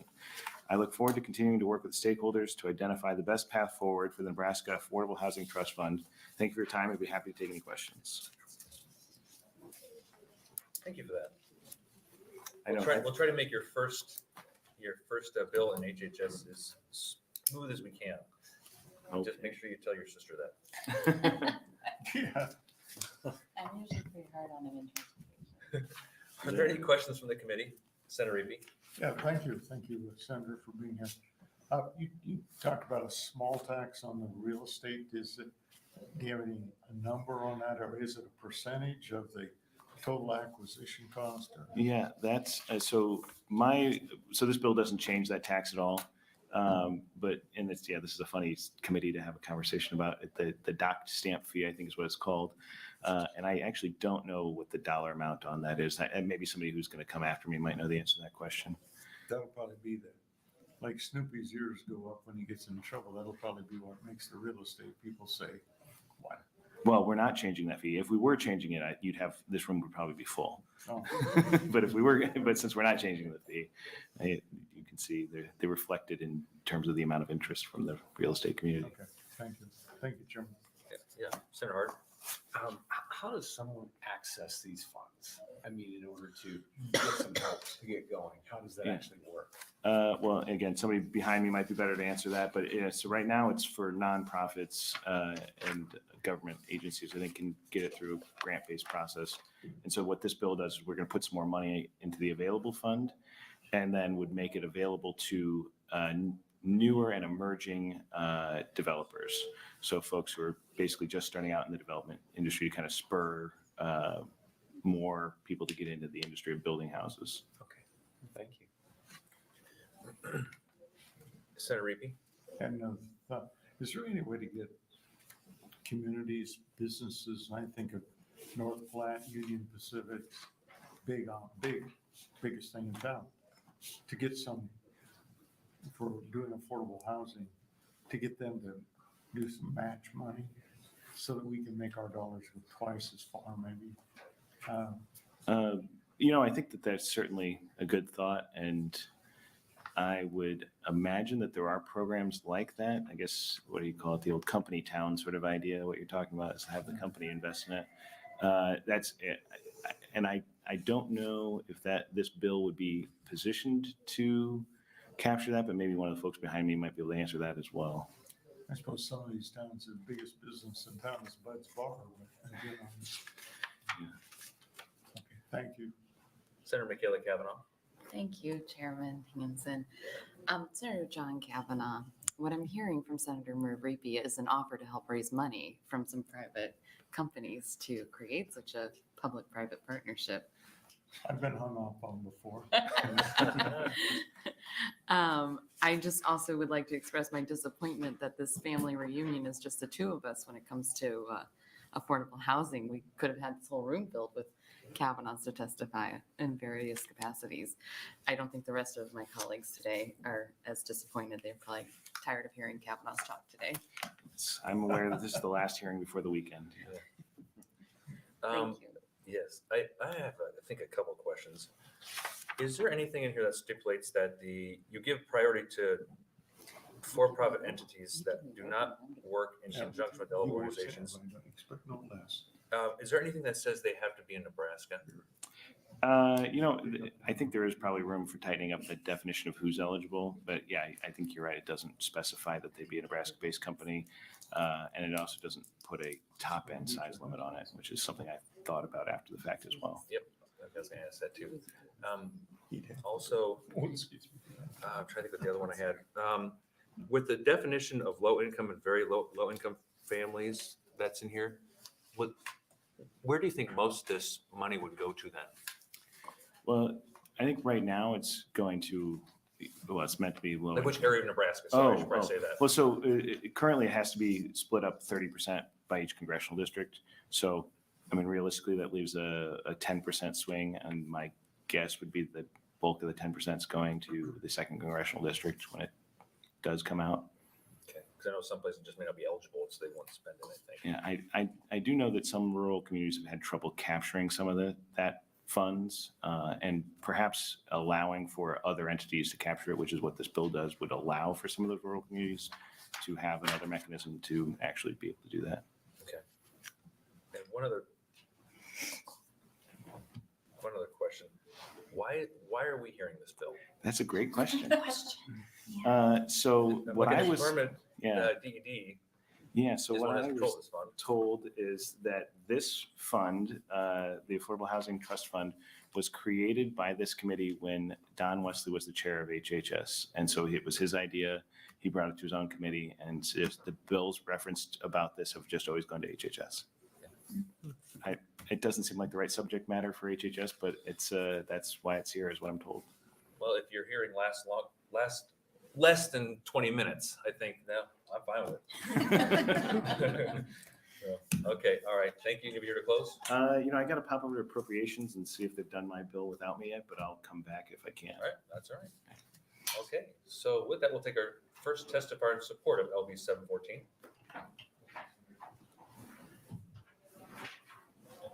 Good afternoon. Good morning, Chairman Hansen and members of the Health and Human Services Committee. My name is Bree Full, Brifull, and I am here on behalf of Spark CDI, a nonprofit based in Omaha, Nebraska that works towards holistic community development efforts in North and South Omaha. Spark enthusiastically supports LB 714 as affordable housing development, and the lack thereof is one of the state's most pressing current issues. It's plain and straightforward. Nebraskans have difficulty finding affordable housing options in their desired places to live. If the legislature does not take swift action to address this issue, we can bet that our economy will stagnate and that people will have no choice but to move away to better opportunities in other states. The 2022 Strategic Housing Framework, a recent report signed off by both Governor Ricketts and Governor Pillen, offers a snapshot of the state of housing in Nebraska. Key findings include 44% of Nebraska households making less than $75,000 a year pay more than a third of their income on housing. These housing burdened families are left with less for other necessities and are less able to contribute to the economy and build personal wealth.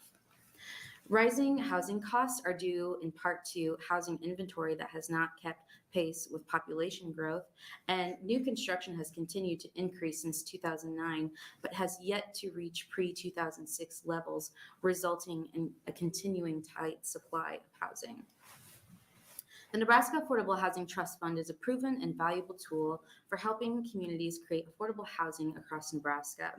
Since 1996, the Trust Fund has helped build more than 6,500 affordable units. As a nonprofit lender, Spark sees great value in being able to provide funding to both for-profit and nonprofit developers and support the participation of both types of developers in the affordable housing ecosystem. Because most of the affordable housing is actually built by for-profit developers, we are pleased to be able to offer low-interest loans to incentivize more of them to consider building beyond the traditional market rate approach. The ability for for-profit developers to obtain grants through the Affordable Housing Trust Fund would be another attractive incentive that would rapidly increase capacity at a time when we are in desperate need of more affordable housing statewide. We also appreciate the intent of this bill to give priority among for-profit applicants to small and emerging developers, to promote entrepreneurs looking to develop affordable housing, and to diversify the developer pipeline. Spark shares this value. We also strongly support its goals of increasing affordable housing in high-need neighborhoods. And as a nonprofit lender, we look forward to continuing to partner with the state to complete more affordable housing developments. Together, we can support Nebraska's competitiveness, community well-being, economic opportunity, and our collective ability to enjoy the good life. Additionally, this bill is part of a master plan. Senator Reapy, I remember you talking about in the previous bills that you would like to see a master plan, and this is part of that master plan for housing. There have been 5 bills that we have put into a package across 4 committees. So a lot of senators are going to be hearing about housing and how important it is this session. This whole package targets both rural and urban as to not favor one over the other because the whole state has a very high need for affordable housing. I will send a copy of the matrix or the table that has all the bill numbers and how they work in conjunction together to your email. And to answer some of your questions, I think it was Senator Reapy again. The match requirement, there is no match requirement for this program, the Nebraska Affordable Housing Trust Fund, but the other housing programs that are going to be in the package, such as the Middle Income Workforce Housing Fund and the Rural Workforce Housing Fund, they do require matches to utilize the funds. And we have, as a recipient of Middle Income Workforce Housing Funds, we are partnering with actually the Nebraska Hospital Association to increase workforce housing for them. So that's just one example, but businesses are always being utilized for matches. And to answer your question, Senator Hansen, there is, if you look on page 6, it says the small and emerging business has to be located in the state. Doesn't say that a entrepreneur needs to, but the small and emerging business does have to be located in the state. And that's all I got for you. I'd be happy to answer any questions. Okay. Thank you for your testimony. Yep. Are there any questions from the committee? Okay, I'm still trying to find that, what you were talking about. Page 6? 6, line 13. The white copy. Subsection 4.b. Another copy? Oh, are you looking at the white copy? It's not. Okay, that might be why. No, I'm looking at the original bill. Sorry. Just want to make sure I don't miss what you're saying here. So, Sure. line 13, small and emerging business means any person, firm, or person. Okay, I don't see it on here. Located in the state on, I must be missing something. Between lines 14 and 15. yes, Located in the state of employees. Okay, gotcha. There we go. yeah, So sorry. line 14, 15. Okay. Yeah, I think I was referring to on page 5, line 22, who they're going to give first priority to. For-profit entities that Do not work in conjunction with eligible organizations. I thought there might be a way they could say for-profit entities that are located in Nebraska. The people who, Oh, okay, I see that's what what I you're was kind saying. of referring to. I yeah, see what you're yeah. saying. Okay, But, so we can actually get kind of both. sure. I mean, the people who are going to be doing the work come from Nebraska. Sure. I'm not sure if any outside organization has actually ever applied for the Nebraska Affordable Housing Trust Funds outside of the state. And so I'm not sure that's, Okay, I don't think that's ever been a thing. that's good. Yeah. You never know who applies once you start I putting a lot know. more money into it. I know. All of a sudden, people come from all over. So. I know. All right, well, good. Well, thank you for your testimony and seeing no other questions from the committee. All right, thank Right? you. Okay, yeah, thank you. Is there anybody else wishing to testify in support of LB 714? Amendment 714. Welcome. Good afternoon, Chairman Hansen and members of the Health and Human Services Committee. My name is Evan Clark, EVANCLARK. I'm a development associate at Hoppy Development. We are a statewide for-profit developer that focuses on workforce and affordable housing throughout the state of Nebraska. I'm here today as a proponent of this bill, specifically the $50 million allocation and the for-profit eligibility. One of my main roles is to create and develop housing projects utilizing the Nebraska Affordable Housing Trust Fund.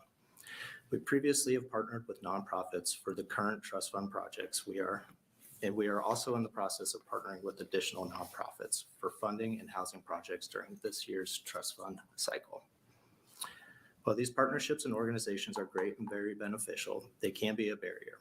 Opening the funding directly to for-profits would create a new avenue and reduce these barriers. In most partnerships, we are the lead role responsible for developing projects, completing applications, implementing and delivering the projects, and completing the reporting requirements. This can be timely, costly, and difficult to complete during these partnerships.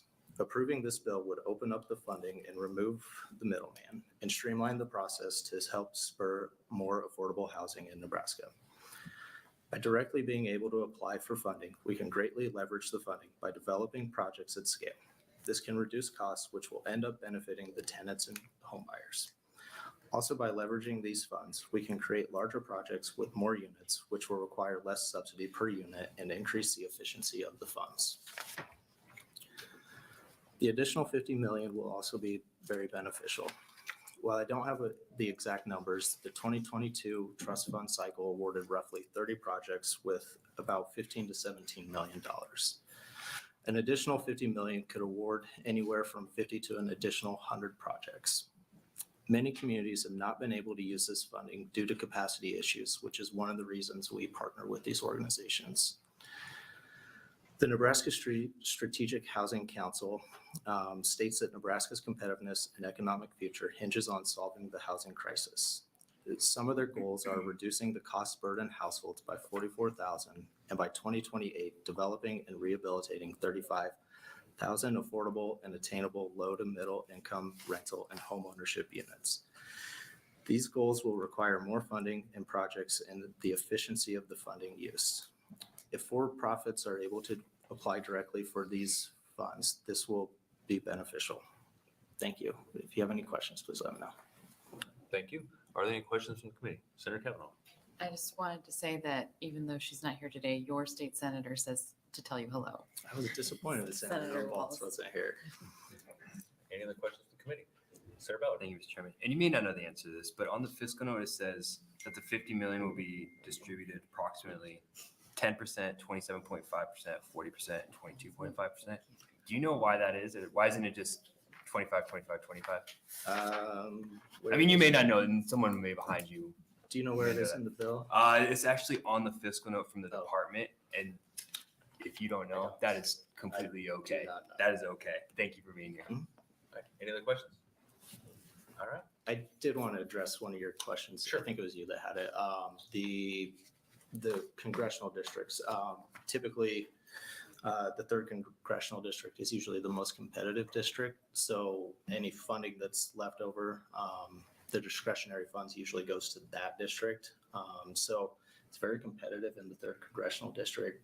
A lot of communities that are applying for the funding, so they're often the ones that are left out. So another reason why the additional funding would be beneficial. We have 85 counties. Yeah.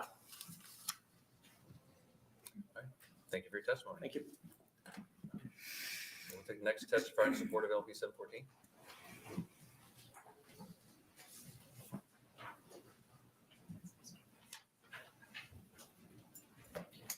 Welcome. Good afternoon, Chairperson Hanson and members of the committee. My name is Carol Bodine, CarolBodeen. I'm the Director of Policy and Outreach for the Nebraska Housing Developers Association, and I'm here today to testify in support of LB 714.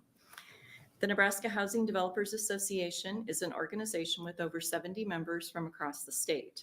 Our mission is to champion affordable housing.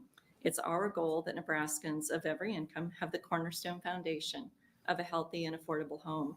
Our members include both nonprofit and for-profit developers and organizations.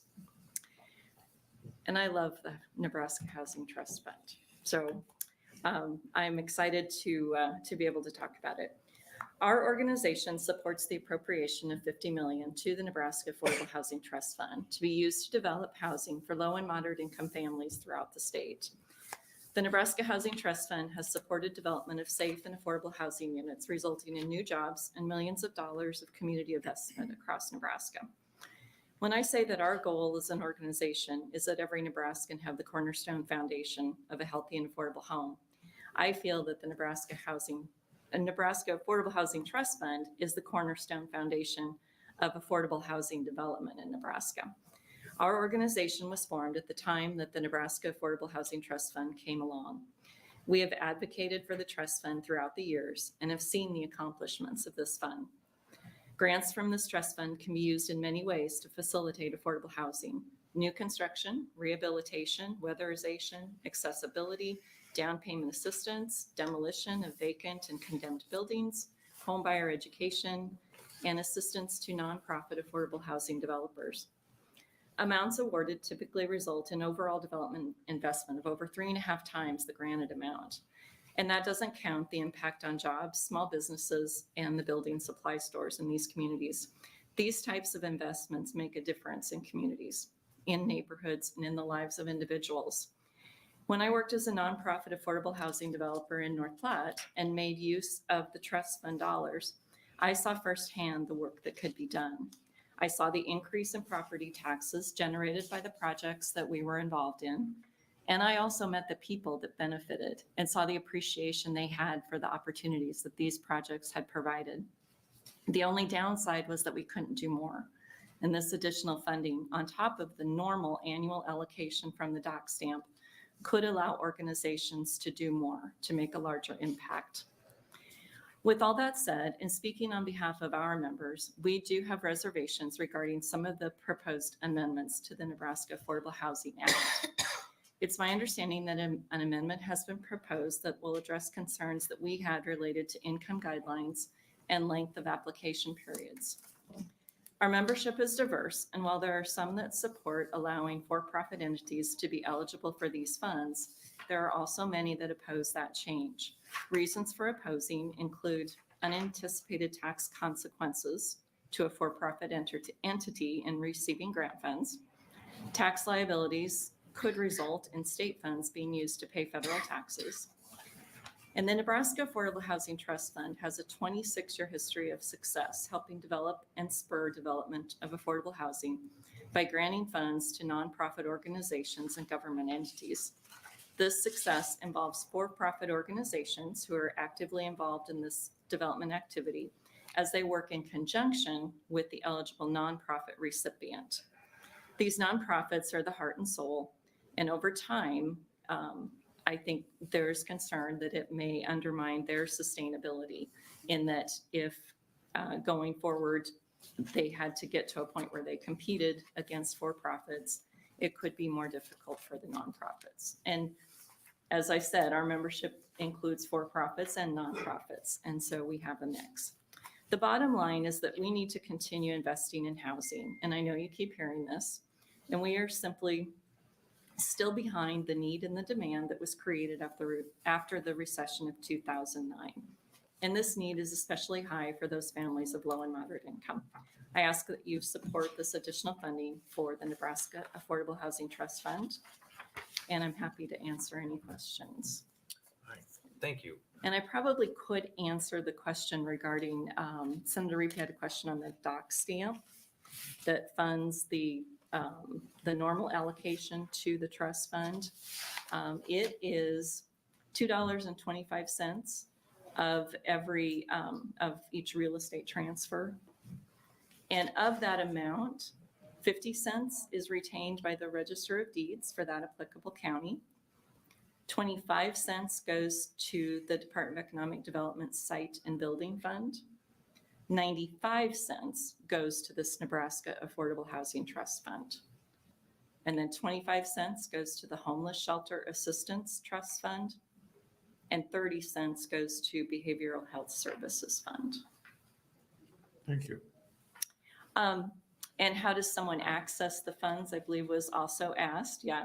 And as it was, I think, mentioned a little bit in some of the other testimony, it is a competitive grant process. And for the normal allocation each year, there is a competitive process that occurs usually in the spring. And so the application opens up, and then throughout the state, you have that opportunity to apply. So, and based on also related to the matching, it's not required that there be matching funds, but there are some scoring points that go towards your application if you do have some matching. So that is tied in there. All right. Any questions from the community or from the committee? I have a couple. You Sure. listed off what a lot of this money can be used for. Yeah. Did you say for helping pay for loans? Loans? No. You said down payments on loans? Oh, yes. So there's a couple of ways that that's used. One, you can actually, an organization can apply to provide down payment assistance to home buyers. Often it has been like to a first-time home buyer or to a low-income home buyer. And what that does is that kind of helps them, it gives them a grant for some funds to make that purchase on the home when they don't have 20% to put down. And then a lien, normally then a lien is placed on the property and it's forgivable over a period of time. And so they have to live in that property for a certain number of years in order to not have to pay that money back. That's one of the ways. So that if they it can be default, done. the money comes back to the state, or does the bank keep it? No, it doesn't go to the bank. It goes to basically a credit to the home buyer. So it's Which goes funds to the that, bank, right? well, it's funds on, Providing loan. I guess it's funds on behalf of, like, say, the nonprofit organization would grant those funds as a credit in the purchase of the property. So if they default, So what is that money if for? they leave, default- or they can't pay it, or they go bankrupt? if they have proceeds from the sale of the, like, say they sell the house before the affordability period, whatever has not been forgiven on that amount comes back to the nonprofit who granted those funds to them. Okay. And they have to use that again, the money came back to them for the same purpose? Yes, it would go back to the nonprofit to use in their program income to facilitate other affordable housing programs. Per the guidelines of Per the this. guidelines, I don't think it's yes. just putting it in their pocket and using it for something else. That's not the purpose of this. you know? Right. And so, so if they go bankrupt, and you said there's a lien on the house, right? Right. So they go bankrupt, they sell the house. Mhm. It's the same thing. That money Yes. goes back to the nonprofit. It's a lien, yes. So if there are, now we wouldn't take money, like we wouldn't encumber them. Like, say they couldn't make their payment and the house had to be sold and that didn't sell for enough that money could be paid back. Then per the guidelines that have been in place in previous programs, now that, that can change from year to year, but previously that would not then be like, we wouldn't, as a nonprofit, we wouldn't say that they have to pay us back if they didn't have any money to pay us back The with. bank has first rights. Oh, yes, the nonprofit would have the subordinate lien. Okay. So it's not guaranteed we get our money back, or the nonprofit would get their money back. Right. Okay. Right. But what we're trying to do in that program is to help someone get into a home when they may not have a large savings to be able to have that large down payment. So we could give them a grant that would help them in making that purchase. Okay. All right. Okay. And then another way that could be used, like our organization, we would do construction projects and we would sell the property to the home buyer. And then we would provide some down payment assistance to them as part of that program. So that would be part of the grant funds to help that person be able to get into a home. Okay. But once again, it would have an affordability period It's not free money. They would have to stay in the home a certain number of time. And in the last time that I worked with this program, it was 10 years. Okay.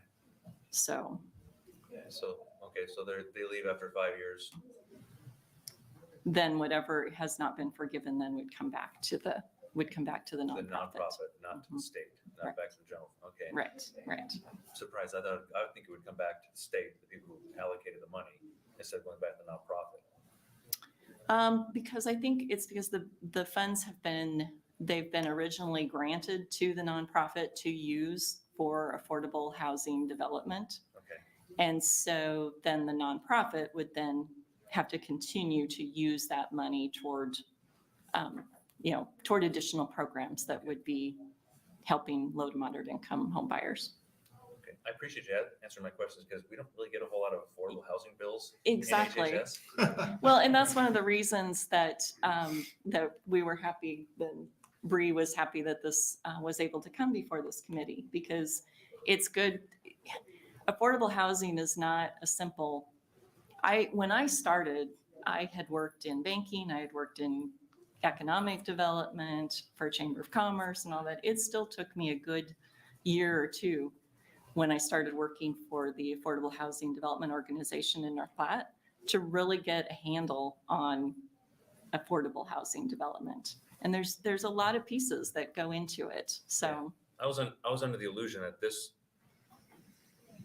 extra appropriation of funds, this program, was more to address the housing shortage yes. in Nebraska. Yes. Which means building more homes. Yes. Not putting more people into homes. Right. So, you know what I mean? It's like, that's why I'm confused. I'm like, why would we help people get a loan and that doesn't address the housing shortage? Well, and it's possible, and that's where all I have to base off is how the trust fund is, how the traditional amounts that are allocated to the trust fund each year, how those are used and allocated. So I don't know if there would be a different allocation plan for this one-time infusion into the trust fund. Okay. So I don't have privy to that information. And that's fine. And do you know if, well, last question. That's okay. Because I'm always kind of curious to know if we're putting money towards a program, how well it's working. Mm-hmm. Are there like any studies or any statistics or data that show since this program has been taken over that we have actually, it's done what it's supposed to do? Do you know if there's anything out there? Yes, yes. And we can get that information for you. Absolutely. I'd be curious. Yeah. So just Yeah. more from an, I'd say investment standpoint, but. Yeah, yeah. No, glad to. Like I said, I'm always excited to talk about the trust fund and affordable housing. So I can tell right off the bat, you were already excited I know about it, I so- had a lot of fun doing it when I actually was doing it and getting to build houses and help people to get into them.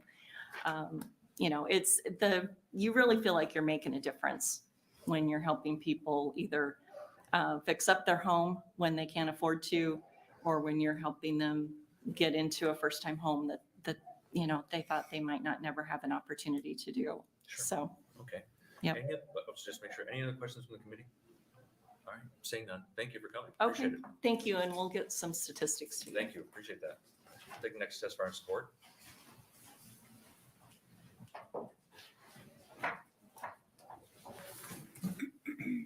Welcome back. Good to be back. Chair Hansen and members of the Health and Human Services Committee, my name is Todd Stubenbeck, TODD-STUBBENDIECK, and I'm the State Director of AARP Nebraska. So why does AARP Nebraska care about housing? What we know that as people age, what they want most of all is to be able to stay in their homes and communities for as long as possible. In fact, according to AARP Nebraska's 2022 Vital Voices survey, 84% of Nebraskans aged 45 and older said staying in their homes as they get older is extremely or very important to them. To do this, they need a range of housing options that accommodate their needs as they age. This is why AARP strongly supports the creation of diverse, affordable housing to meet the needs of our changing demographics. By 2030, 1 in every 5 Americans will be over the age of 65 and will face a shortage of appropriate housing to meet their needs, including homes that are structurally and mechanically safe and accommodate individuals with disabilities. The other important point to make here is that older Nebraskans have diverse housing options that meet their needs as they age. They are more likely to sell the single-family homes where they raise their children, which will in turn create more housing options for working families and new residents. ARP Nebraska supports LB 714 because it will take a number of steps to address our state's affordable housing needs, including allowing for-profit developers to access new funding under the Act and allowing for multiple application periods to ensure appropriated funds are spent. I'd like to take this opportunity to thank Senator John Kavanaugh for introducing LB 714 and for his commitment to supporting affordable housing. Happy to answer any questions. Thank you. Are there any questions from the committee? Thank you. Thank you. Take the next testifier in support of LB 714. Seeing none, is there anybody who wishes to testify in opposition to LB 714? And seeing none, is there anybody who wishes to testify in neutral to 714?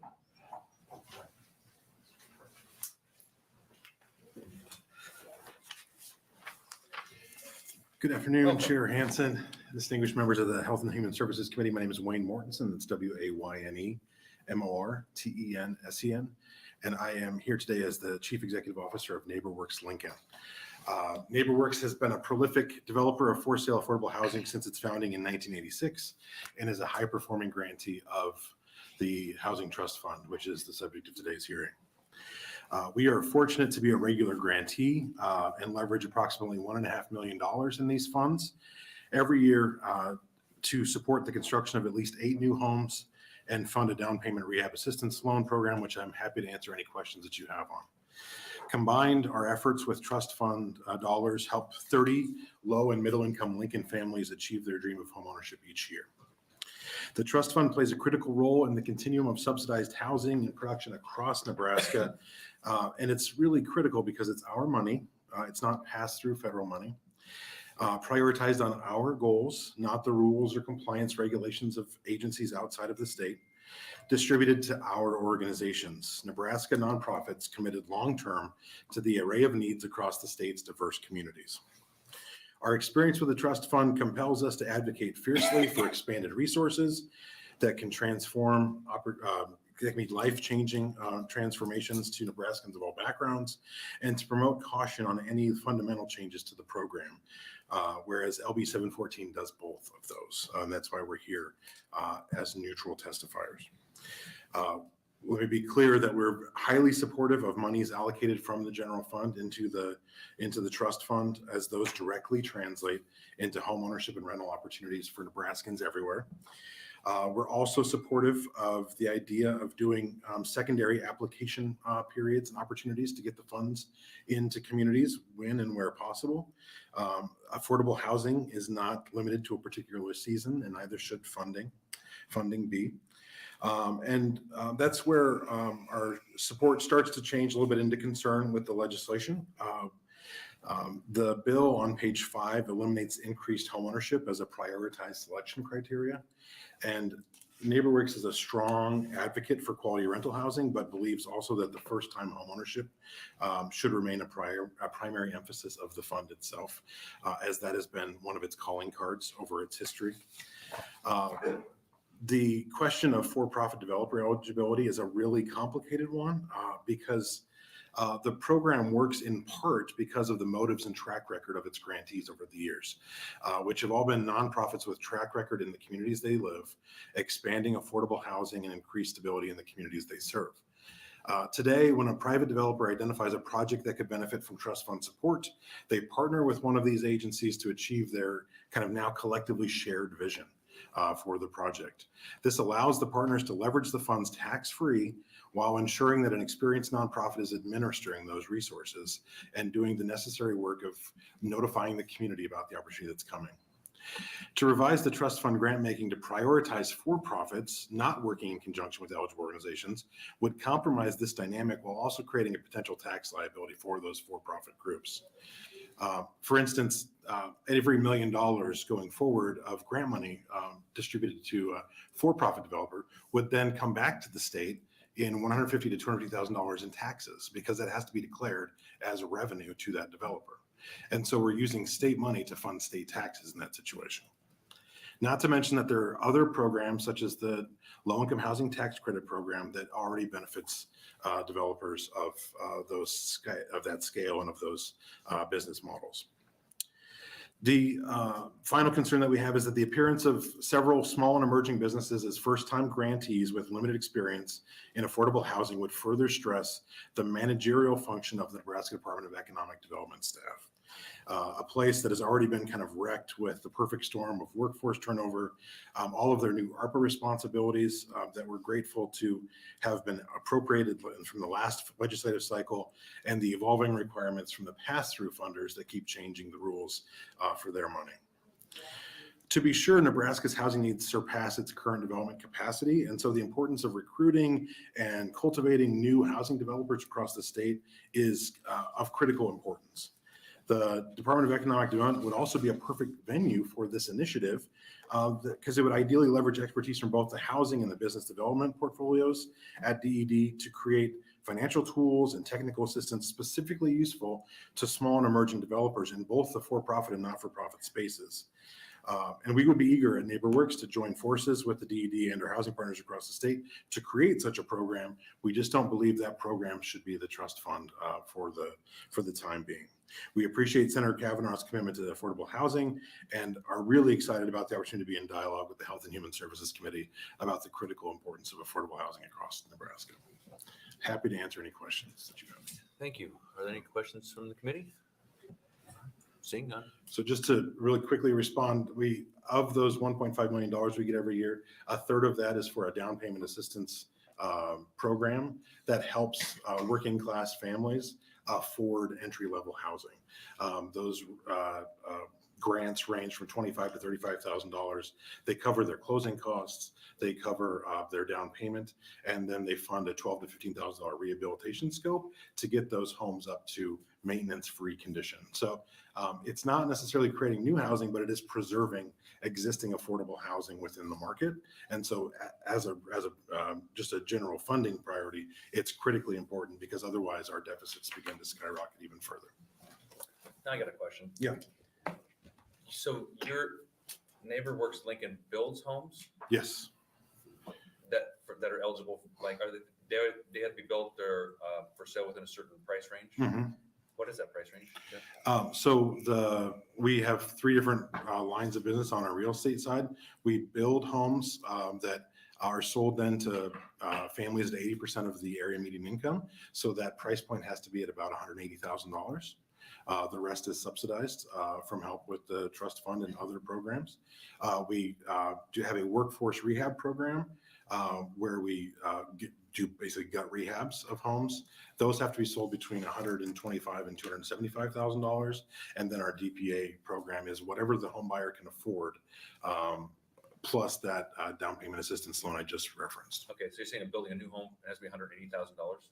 That's what we can sell it for. Okay.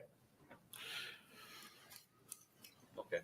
I'm trying to think of the difference between a nonprofit and a for-profit, how cheap they can build a home. There's like no what the difference is, or if there is a difference. There's at all. no difference between what we can build a home for versus what Hoppy could build a home for. I would figure. And so it makes sense, because I know a lot of times for-profit businesses don't build homes like this because they're not labor intensive, but it's just the profit margin isn't there as much. So a lot of private developers don't do for sale housing because they're committed long-term to these programs. So 10-year affordability period, for instance, they're on the hook to make sure that that particular house is affordable for 10 years, which is not part of their kind of follow-up business model. Sure, makes sense. All right, thank you. Thank you, committee members. Seeing no other questions, thanks for testifying.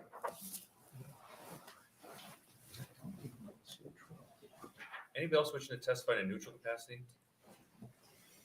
All right. And not seeing Senator Kavanaugh in the room, we will waive his closing. And for the record, we did have 4 letters in support of LB 714. So that will end the hearing on LB 714 and end our hearings for today.